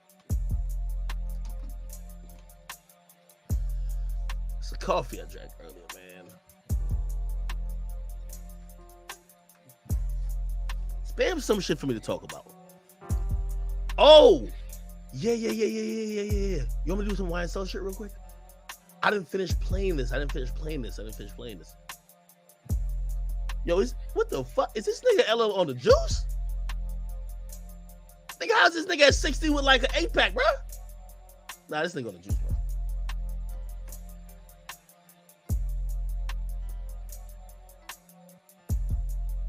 Yeah, he definitely on the juice. All right. Okay, so, and salute to my guy Michael Seiden, right? Oh yeah, salute to my guy Michael Seiden, Law and Crime. Salute to my man Michael Seiden. Let's see. Can I find this here? Okay. He give me a second. Is it this? No. Is it this? Okay, here we go. Of this case or any? Okay, 4. He told me a timestamp. So pretty much, he's gonna do an explanation of. So this is what I'm hearing from the people who's like really tapped in. They said this guy on the stand is gonna be the guy, one of the integral guy who helped to send Young Thug to jail. They're saying this guy is savvy. They're saying he's a former cop, but he knows beyond the bullshit. And they're saying that a lot of what he was saying was even getting Thug's lawyer upset because he really is on his game. So they told me to play it from here. So let's hear what he's breaking down from here. No, what I mean, send him to jail, like send him to prison, like that Thug could be found guilty. So this is like one of the key witnesses that's going to explain why all these acts of violence or this beef between Nut and YSL or Nut and Young Thug was really a gang thing and why it fills into the RICO and why Thug should actually be found guilty. Here we go. When you are hired on civil cases, is it? Oh, I think he's talking about the So he even went back to talk about the Wayne shooting. So this is the Wayne Torba shooting. Listen to this. On a hourly fee, or how does that work? A retainer. Just a set fee for the entire case? It depends on the amount of work I have to do. The starting retainer, it's just like you guys. Depending on how it starts, if I have to do extra work or may have to travel or something, all of that will be billed to whoever hired me. Oh, okay. Oh, my bad. I didn't read some of the donations. Sorry. I'm always like fucking up with that. Okay. Sleepy Fire Kicks, thank you for the 50. I'm also Counselor at Large, thank you for 5. He says the freak off Rico. Crazy. Diddy, an account named Diddy sends in 5 and says, yo, I'm paying you a visit soon, Livingston. Oh, shit. Yo, if Diddy called me by my real name, I ain't gonna lie, I might piss myself. WOYGX1010, thank you for the 5. It's yo, I've been watching since I was 14, since the late night creep days. If you were 23 again, what advice and plan would you give yourself to succeed? At 23, I think I was doing the good things at 23. I would probably say, I'd say like 21. And the only reason, so I was chasing this goal that I'm living like this reality and dream now. Thank God. But I was chasing it at 23 and I was working really hard. So it's like I have no thing I would say that I wish I could redo at 23. But at 21, I'll definitely say I wish I would have realized that chasing women was such a time waster, because the moment I got to hear, all the women wanted to come. Do you get what I'm saying?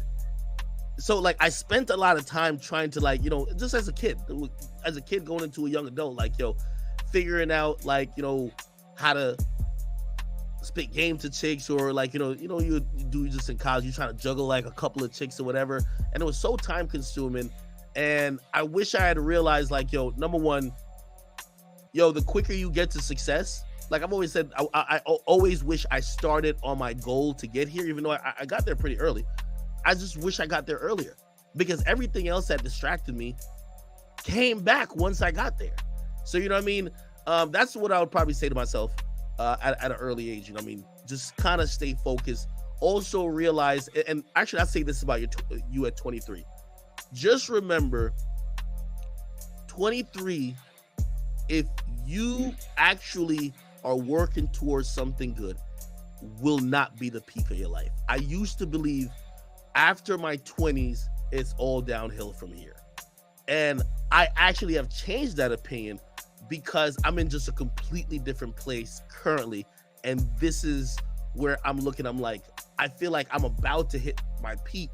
And that peak is going to come with just so much more happiness in terms of, you know, family, things I could do, you know, freedom.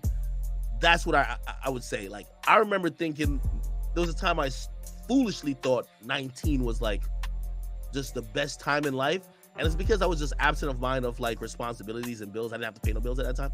But in reality, that's not the peak of your life. There's a lot of people who think the peak of their life is contained within youth, rather than containing within accomplishing things and getting to certain places. You know what I mean? Having a lifestyle that's easier and more, you know, relaxing, that should be the goal. Because again, your 20s and 30s,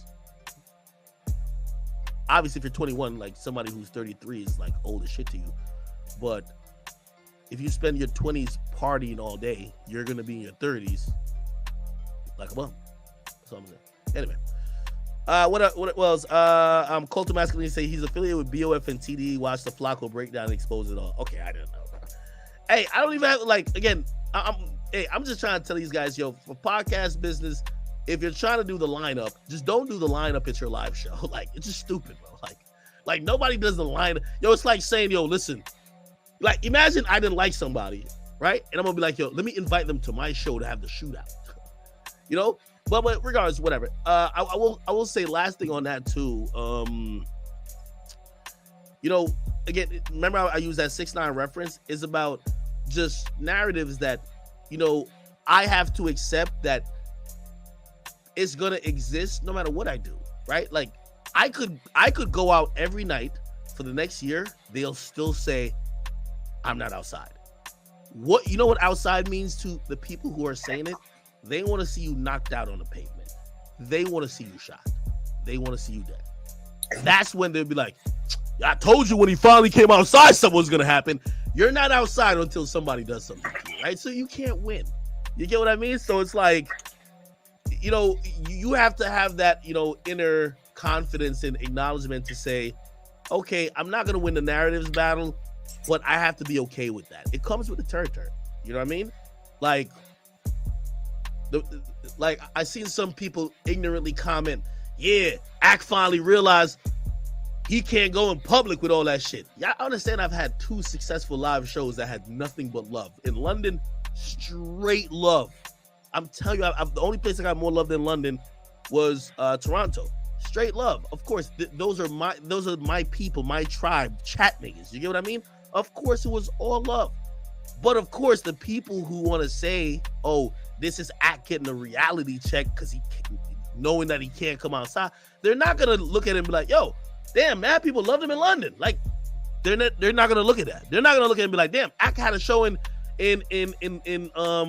Jersey, where literally he was brought to tears by just how much support he got, and everybody was there just giving him his flowers. Nobody's gonna say that. They're only gonna try to pick on this event, and they're gonna be like, "Yo, nah, we told that nigga this was gonna happen when you come outside." You damned if you do, damned if you don't. You just gotta be okay with it, and that's what I'm learning myself. Okay. Bozo says, thank you for the tweet. He says, "Yo, T-Rail is a snake. No wonder Big 16 gave him the smoke." Who's Big 16? And why did T-Rail's not a snake? I don't believe T-Rail's a snake. Nietzsche Beast, thank you for the tweet. He says, "Why are J. Cole and Drake not doing stadiums?" Thank you for that comment. I'm gonna get to the Drake thing right after this, but let me play this guy. And I'm sorry I cut this topic to read the donations, but had to. Let me play this guy right here. He's breaking down the bus shooting. Okay, he's breaking down the bus shooting with Lil Wayne and Young Thug and everybody.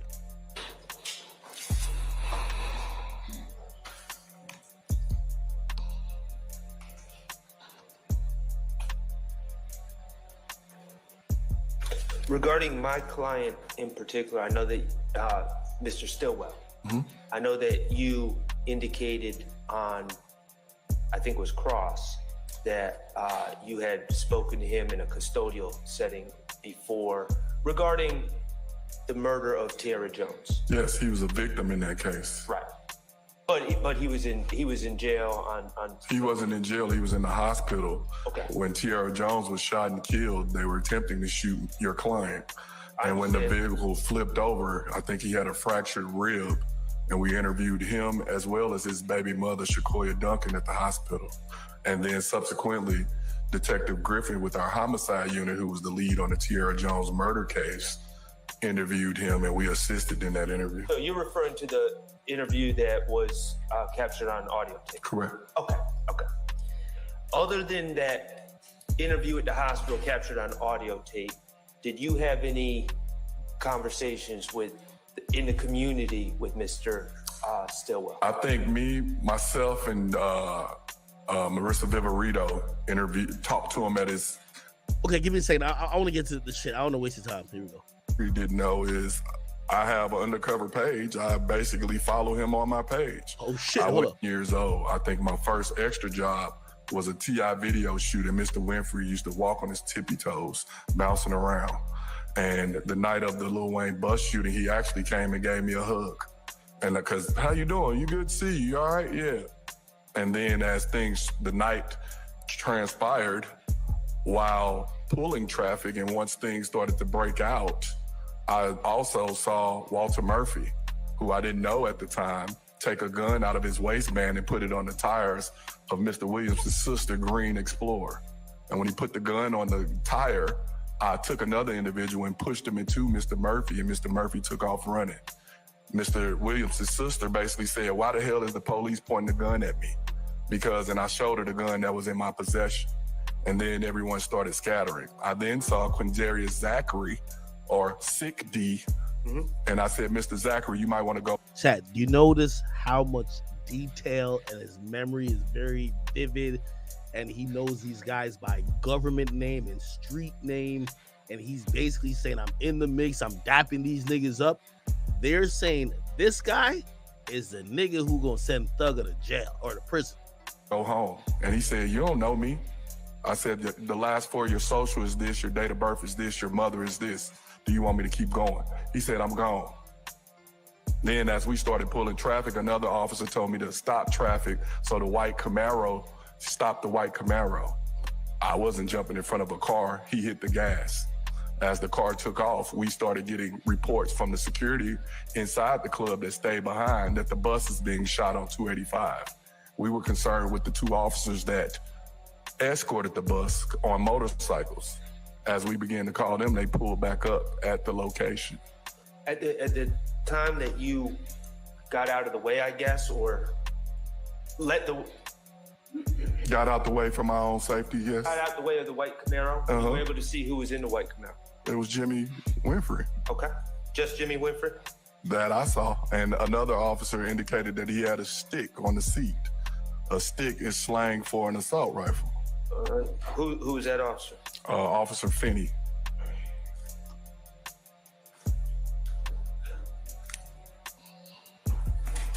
All right. And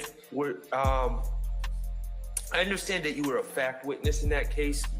I guess my question is, were you also involved in the Cobb County charging decisions in that case? I was not. Cobb County, we knew that Cobb County didn't know what was going on. Once again, it goes back to if we didn't get involved in this case, Cobb County thinks it's just a bus being shot up, not knowing that the players involved are involved in this other investigation that's going on. What happened is, after we got off, the next morning, I watched TMZ like everybody else, and they said a white Corvette pulled up on the side of the bus and shot up the bus. And I said, wait a minute, a Corvette and a Camaro looks very similar. What Mr. Winfrey didn't know is I have an undercover page. I basically follow him on my page. I went and looked on his page, and he just got a brand new Z28 Camaro. I screenshotted it. I reached out to the Zone 2 commander and said, who's working the bus shooting? Because I thought... Yeah, Thug going to prison. Thug going to prison. Then this nigga got his fake page popping. He chilling. Thug going to prison. I've seen him do it. Thug going to prison, bro. I've seen him do it. Man, I fell down to my knees when the law came. Yo, Thug gonna fall out to the knees when he realized the cop was following him on a fake page. Somebody said that ain't Thug though. You're not understanding what I'm saying. This guy's an expert witness. He's only testifying to one particular thing. He's qualified himself to be entered as a expert witness. By the way, he spoke earlier about the beef between Young Thug and Nut, Inglewood Mafia family, and the sex, money, murder, YSL guys.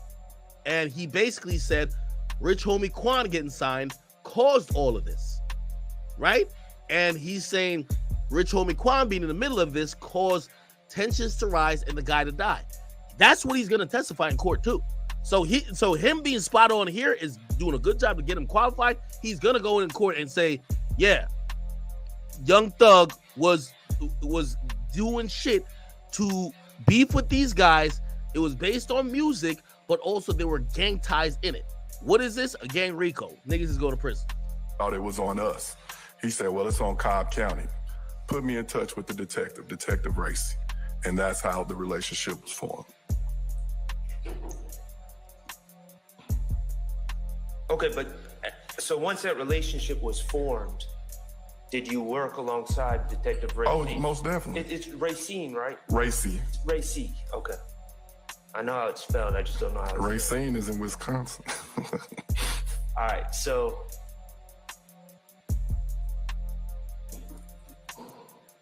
once you were involved with Detective Racy, were you involved in the charging decisions at that point? No, we didn't.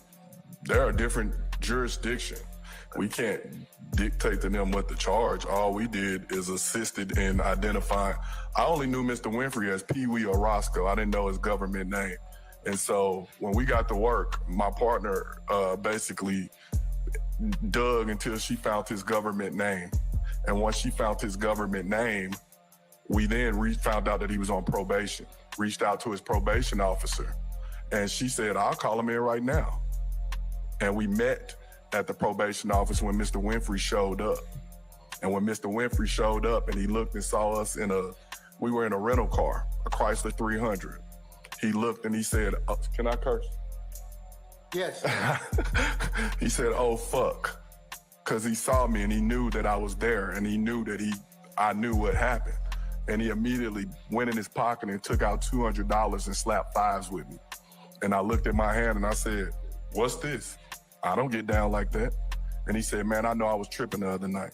And at that point, I knew that he was going to jail because he just pretty much told on himself. And if you ever find my file, it's a file with $200 in an envelope in the back of it.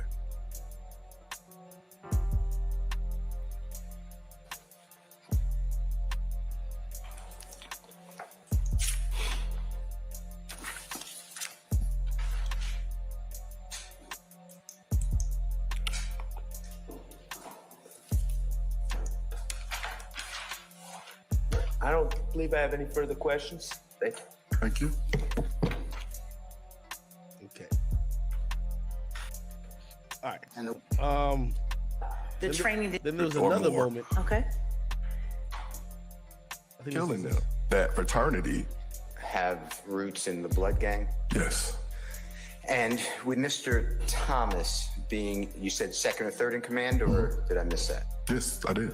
Was that, my question is, was that the entire time, or did that rise to power over? I don't.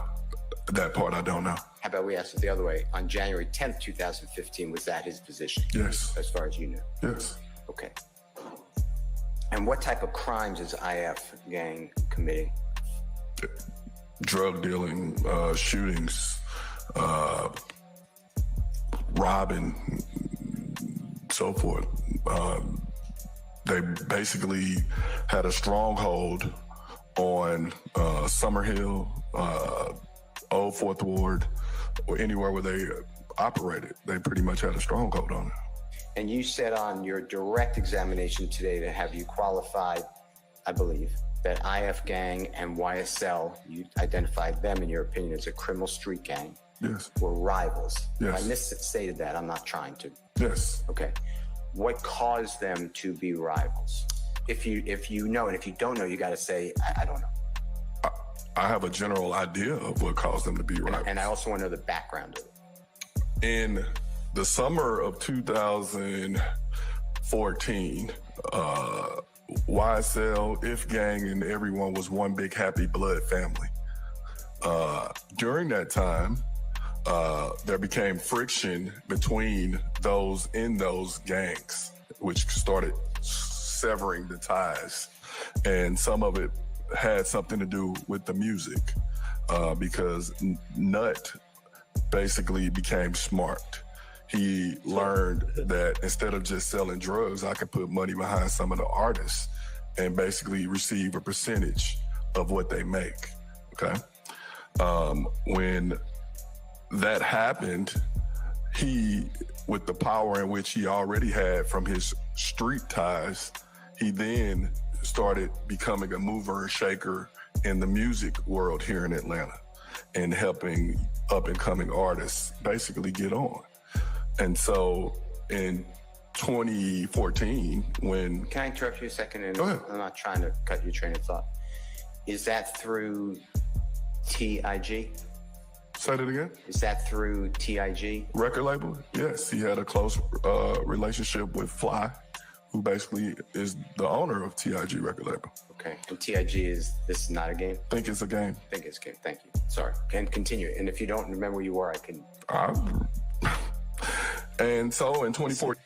Yo, you see, this is a dangerous nigga right here. You see, he laughing like, nah, nigga, I'm on my square. I'm on my square.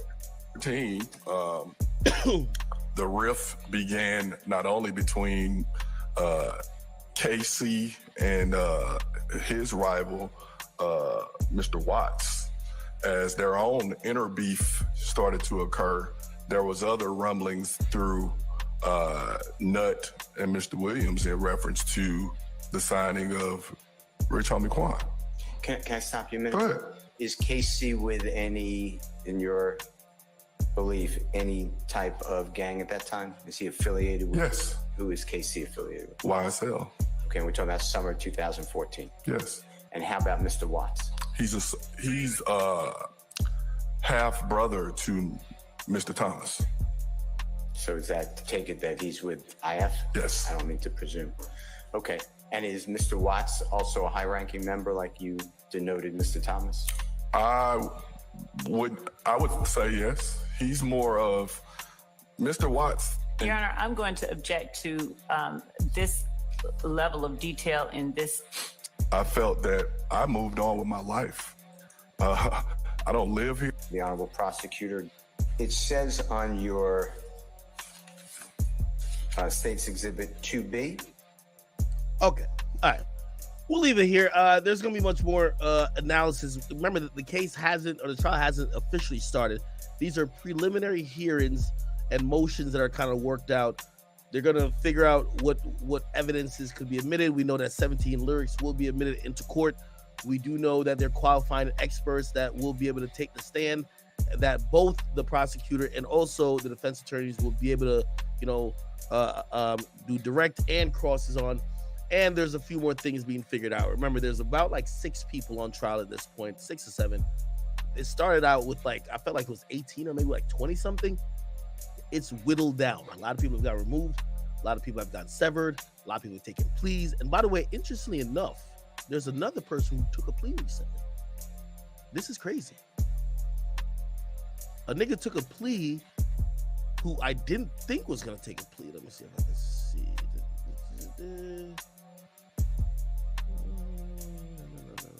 Okay, where can I find it? Right here. I think this. Mr. Patton, guilty or not, affiliation with the through a marijuana or Smith, were also able to plead.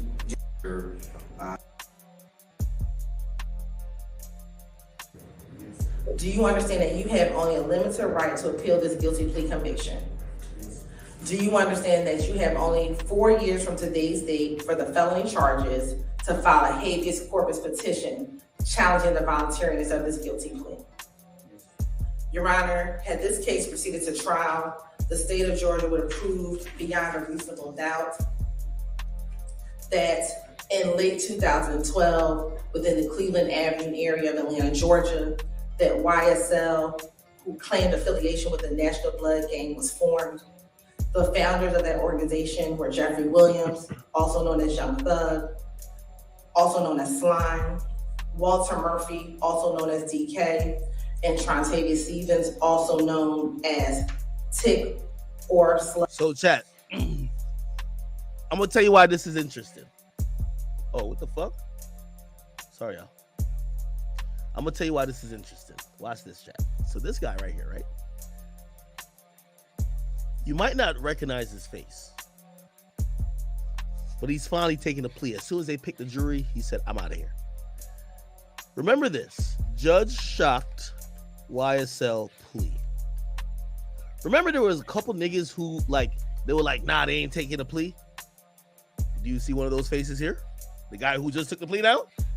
Remember there was 2 niggas who was like, this guy on the left, I think he's still in the game. But the guy on the right, remember I told you he looked like he was worried the whole time? She has not put that on record for The sentence provided, and that offer will also conclude today, Your Honor. All right. See, so he said no. Then there was the other guy. Remember, he took the plea, this old guy here. And then there was this other guy. The judge You got a lot to think about. So I'll give you a few more minutes to ponder that, because that is, when they file a recidivist notice, that they have basically, in poker terms, they called. Like, what do you want to do? So I'll let you think about that. You can let me. He basically said no. Then this guy. As provided on record, Your Honor. However, Mr. DIDDY would ask the court would hear a non-negotiated plea as to the indictment. I would. If that's the case, Judge, Mr. DIDDY would then ask if he does not agree with Your Honor's sentence, would the court allow him to withdraw the plea and proceed to trial? I need to think about that for just a second, okay? Understood. Just give me a minute, okay? But yes, that's more than fine. Mr. B, you got the same same discussion I had with Mr. Mr. Mender applies to you, but Yeah, you could see this eyes. He wanted to go home from here. let me just get back with you in just a second, okay? Mr. Stevens, where are you? All right. Okay. So he didn't take a plea. This was 10 months ago. But looky here. Mr. BB, My man has what happens? He has taken a plea now. I'll see what he got. He basically was sentenced to 5 to 10 years in prison. Oh, he was sentenced to 5 years in prison with 10 years probation following his release. Oh, so I think he was locked up for a while though. So he's gonna get out soon. But he pretty much ducked trial, which would probably have gotten him most likely 15 to 20 if he gets found guilty. You get what I mean? So he took the 5 and took the probation and just kind of dipped out of there. Remember the person who allegedly they're not giving no pleas to?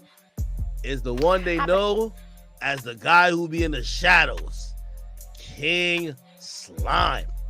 So they're not giving this nigga no type of please. Let me see if it show. Look, where's the guy?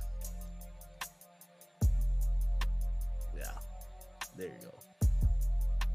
Don't lie, man. Thug be looking like Sexy Red more and more every day.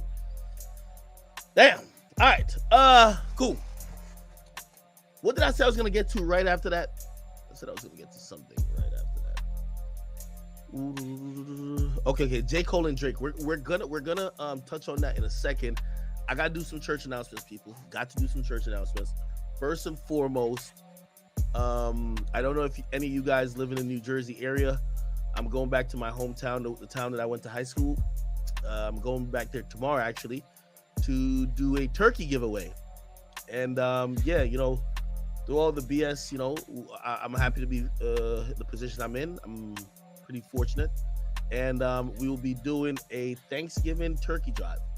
So it's for the alumni of Hackensack High School. I went to Hackensack High School. I'll be doing it at the local church. The church I actually went to Mount Olive Baptist Church. And ironically, you know, not to dox my old self, but I used to live 2 blocks. This is where, like, the first place I moved to in America. I lived 2 blocks from where I'm gonna be giving away these turkeys at. And yeah, you know, it's just a season of giving. And you know, I've always just watched people who have accomplished their dreams and got to certain places give back themselves, and I've always wanted to give back myself. You know, I either wanted to do it at my high school, but also I know my college town, I wanted to do it there too. I'm trying to do this particular give back at, you know, in my local hometown of where I went to high school at. But I'm probably gonna do like a Christmas giveaway, like maybe some gifts or something like that, or some book bags or whatever. I'm gonna do that in my college town, like in December. But you know, again, if you guys haven't realized, more and more, I'm trying to make sure that we have a presence, like not only quote unquote outside, but really in the community, because these are the places that help me become who I am. So, you know, as much as I could give back, definitely I'm trying to. Okay, so yeah, I'm doing that, and I do have real quick. I ain't gonna lie to you. I do. Now, salute to my man, salute to Rumble. I do have an ad to read, so I apologize in advance. By the way, I'll give my disclaimer before I start this ad read or whatever. If you guys have a gambling problem, please, you know, do not gamble. Technically, this isn't gambling. It's actually fantasy sports. But I do want to warn people against anything that could be addictive. And sometimes, you know, placing any type of thing of the sort could be addictive. So I just want to give that warning. Anyway, what the fuck do I gotta read? Okay, yeah. What do I want to say? Okay, pretty much. Okay, I'm not reading that. That's too corny. Yeah, no, yo. In a sense, I've been playing. I'm not gonna log in now, but it's Underdog Fantasy. I've been playing like fantasy sports on here, where basically it's kind of like simple as kind of like draft a team and just kind of play with it for the day. Again, this is a sponsorship, so I definitely want to let y'all know. There's like an incentive where I have like a promo code where if you guys do play fantasy sports, and I'm really only talking to people who do play fantasy sports, you can use the promo code Akademiks, and they'll like double your deposit up to like $500 or something like that. Okay. Again, if you're playing daily fantasy, I would definitely recommend using Underdog Fantasy. It's pretty simple. It's like you're predicting if somebody's gonna score over 30. Like for example, like LeBron James. How much is the average these days? They'll literally just have like, yo, will LeBron score over 30 or under 30? And if you're pretty good at knowing sports or knowing what's gonna happen on a fantasy level, it's kind of like fantasy points, right? So if you could predict accurately in what range of fantasy points will exist, you'll probably win. Okay. If you guys play on any other site, I would probably say just check the site out. It's pretty much kind of the same, but it kind of gives you certain benefits. Just use code Akademiks, and I think there's a way you could like win 20 times your money, which I think is dope. But you guys check it out. I know I use it for NBA and football, but I will say this though, football I've been winning a lot. Like not just on this. I got a fantasy team. I got some nigga named Tyreek Hill. That nigga been going crazy. So I don't know. All right. Anyway, just check that out. That wasn't that hard, right? Cool. All right. Let's get to my boy Drake. The church announcement is done. It's pretty simple. So Drake has announced like this odd tour, which, by the way, I'm gonna be honest with you, for a guy who said he was taking a break, he's definitely not taking a break, right? Drake announced this tour, and also, chat, please be aware and take note. I have probably only drank 2 cups of liquor this whole stream, and it's 4:30 a.m. on the East Coast, and I'm up. Like, I thought I was gonna be tired. Well, I drank 1 cup of coffee and 2 cups of liquor. Usually, the more liquor I drink, the more tired I get over time, and we're rocking at 4:30. Okay. Bet. So Drake announced, let me just go to his page. He announced a tour, which he said he was taking a break, but he's not taking a break. But he announced a It's a Blur tour, like almost like a deluxe version, just like how he announced the deluxe version of the album, right? So it's called It's a Blur Tour, big as the what? And it's with J. Cole and Drake. And there is a, let me see. How can I find the dates? So find the dates. Let me go to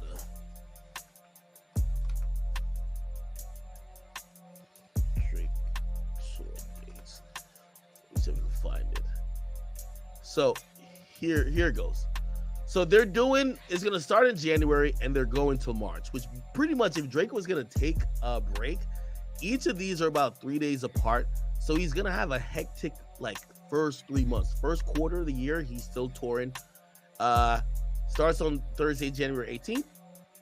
He's doing Denver, Colorado twice, San Antonio, Oklahoma City, New Orleans, Tampa, Nashville twice, Louisiana, Pittsburgh, Columbus, Ohio, Cleveland, Ohio, Buffalo, New York, Kansas City, Missouri, Memphis, Tennessee, Lexington, Kentucky, Belmont Park, New York, State College, Pennsylvania, Sunrise, Florida, and Birmingham, Alabama. Okay, the majority of these will be with J. Cole. There are, I believe, 4 dates, which is at the end of the tour, that will not have J. Cole on it. Now, some people might be saying, why? And then why these events?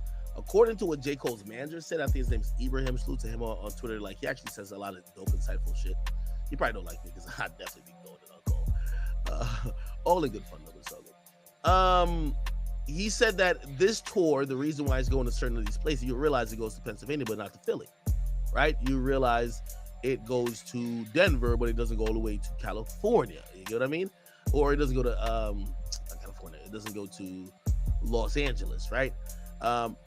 Apparently, these are secondary markets that usually people don't go to, and he wanted to make sure he blessed these markets. So Drake wanted to go check out these markets with J. Cole, and according to the explanation, you know, if you don't know how J. Cole kind of came up, he came up really grinding the touring scene, and he would go perform everywhere.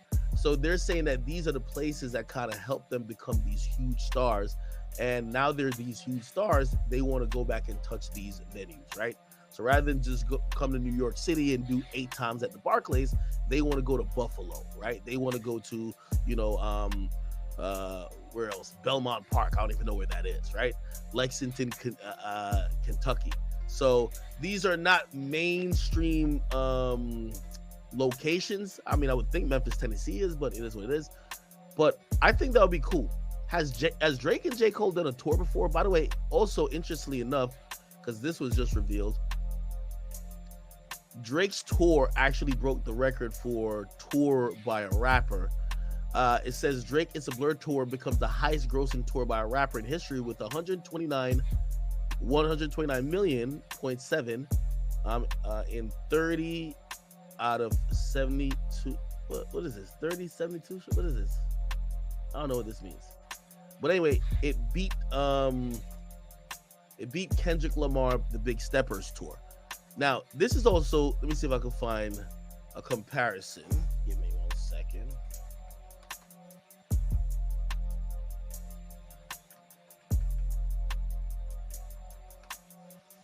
Okay, here we go.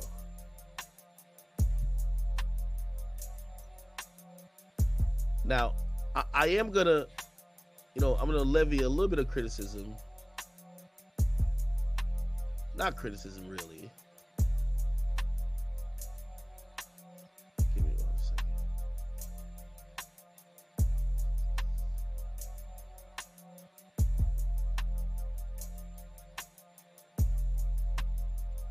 Okay.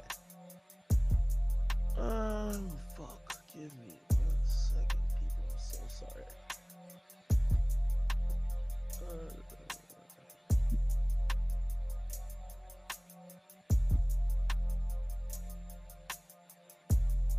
Sorry.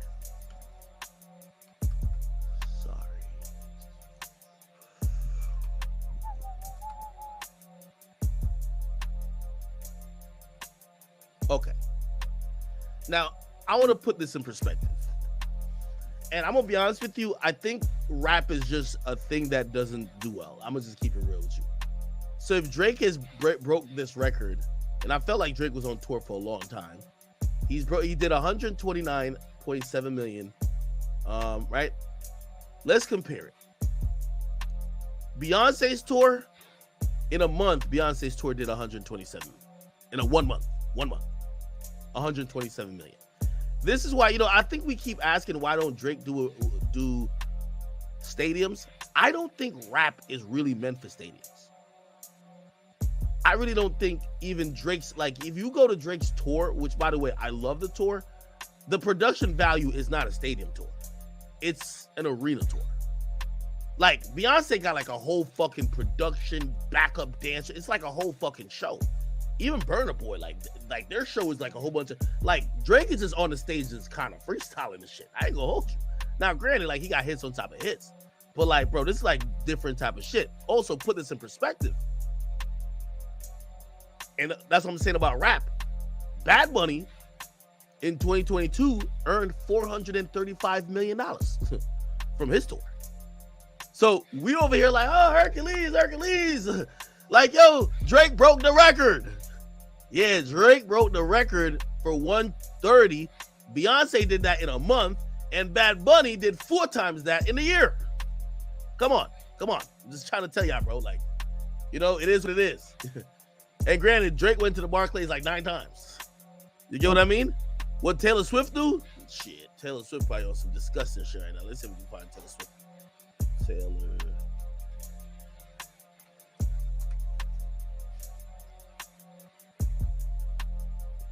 Okay. Oh yeah. According to the reports, they say when Taylor Swift's tour is done, it could probably gross 1.5 billion. So she's gonna be 3 times Bad Bunny. Bad Bunny is in the range of Beyonce, and both of those are like triple Drake. Like, just to put in perspective, Drake's my guy, but we gotta be honest.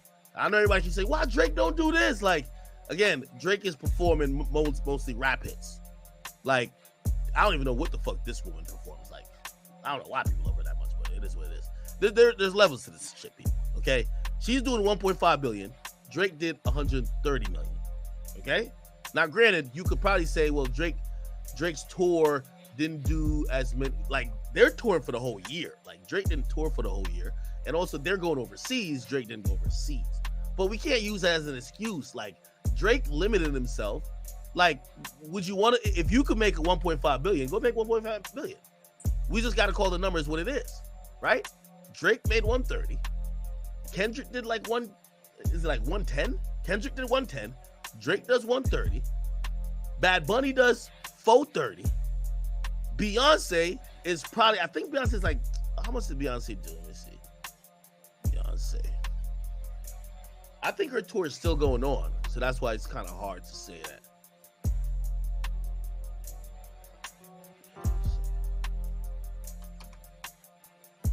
Let me see.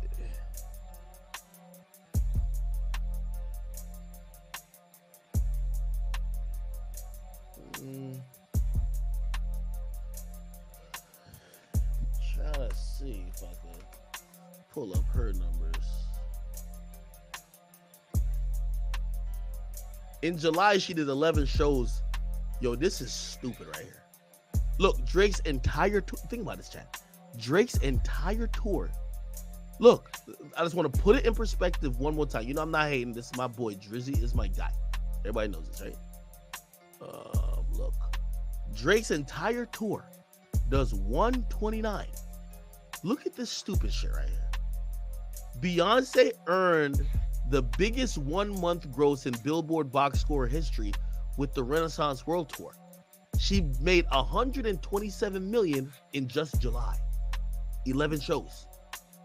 Just 11 shows. Just 11 shows. She got pretty much Drake's whole tour. She made about the equal amount of money in 1 month than Drake made for the, like, again.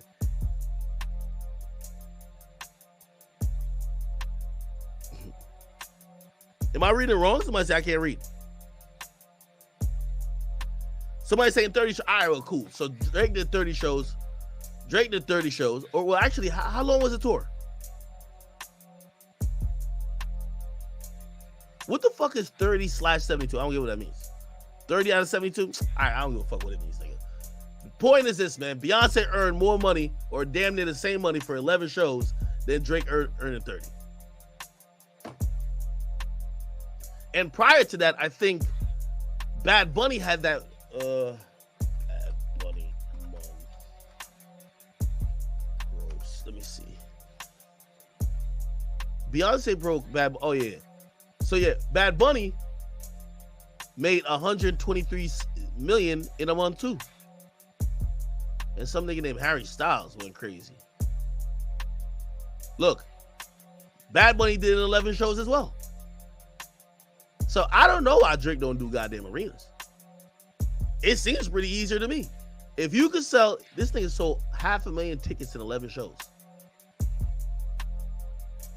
Drake is doing 30 shows just to equal that same amount of money.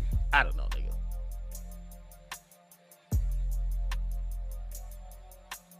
The top three, if you ask me, is Beyonce, Bad Bunny, and the unapologetic GOAT, Taylor Swift. So I say I don't know how Harry Styles. I listen to that nigga's music. The fuck?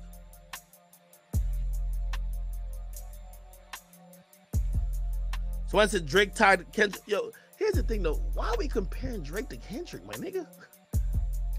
Bro, you know I compare Drake to Bad Bunny, right? Like, I don't compare him to Kendrick at all. I compare him to Bad Bunny just like I compare Beyonce to Bad Bunny. Like I compare Taylor Swift to Bad Bunny and Beyonce and Drake. They're in like another level of themselves.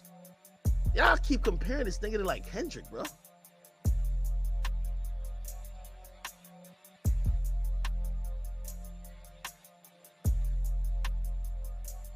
So I said, bro, the article says hip hop. Nigga, we don't, nigga. Drake been rapping that he's a pop star, nigga. I'm not even finna compare him versus hip hop niggas. I'm comparing him versus the pop stars. I'm sorry.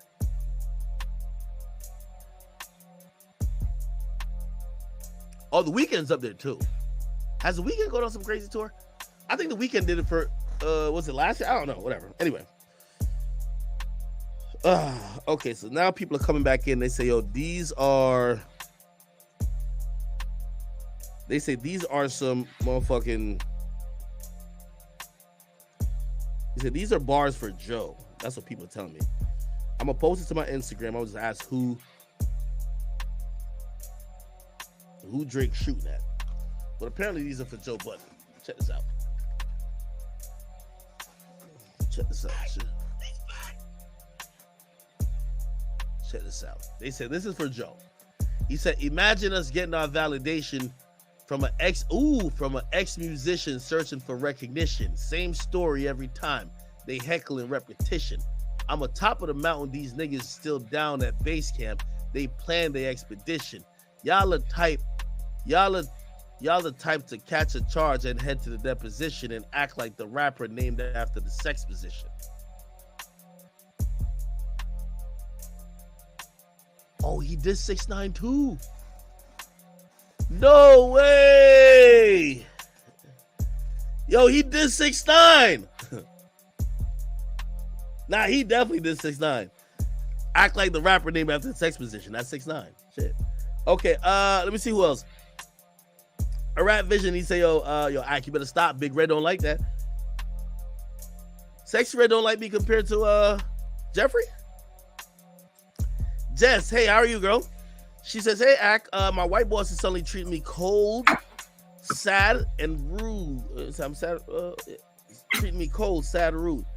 I was praised during the meeting and immediately changed the topic. Diddy saved me. Oh, you got a hater on your hands. You could always tell a hater when they don't like nobody giving you credit, or when people give you credit, they either try to change the subject, try to act like it wasn't that big of a deal, or they try to switch the conversation to something else you did bad. They want to do the but, right? Like, yeah, yo, congrats on this, but you know, you still ain't do these things right. Yeah, you got a hate on your hand. Try to stay away from that motherfucker, man. When you deal with somebody who's a boss like that, you know, unfortunately, like most places have just cliques of people who, you know, the boss always has a favorite, right? They have that one employee who got a little bit more privilege than everybody else. Yo, if I'm you, stay out the way. Don't engage in work or like work drama or nothing like that, because when they already have it out for you, they want reasons that they're hoping that you're going to provide that they could try to fuck you up at that job. But I'm sorry you're going through that. R5 Ryan, you said that like in the UK. Yeah, I liked it. I said the food was like healthy as fuck, at least compared to the United States, but you know what I mean? I liked it. So I said he's the SVP of engineering. Oh man, you really got one of them on your head now. Listen, stay out the way, keep your head down, keep working. Also, do not engage in any workplace gossip. I'm telling you. They'll use that to try to gaslight other people to make it that you're the problem. You know what I mean? Somebody said Diddy was trying to invite Act to the boom room after the after party. Oh man, why you do that? Somebody says, yo, did you see 50 Cent numbers? I think he made $1 million from 2 nights in New York. I ain't gonna lie to you, 50 Cent tour is doing amazing, dog. Like 50's tour is going crazy.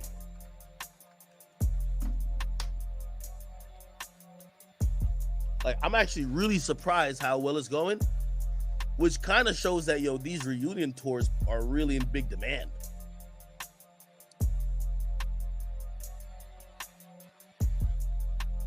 Look.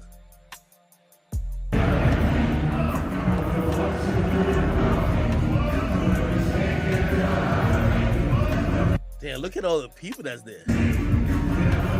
Even after 50 Cent like threw his mic in somebody's face, they're rocking with him. Nah, he's lit.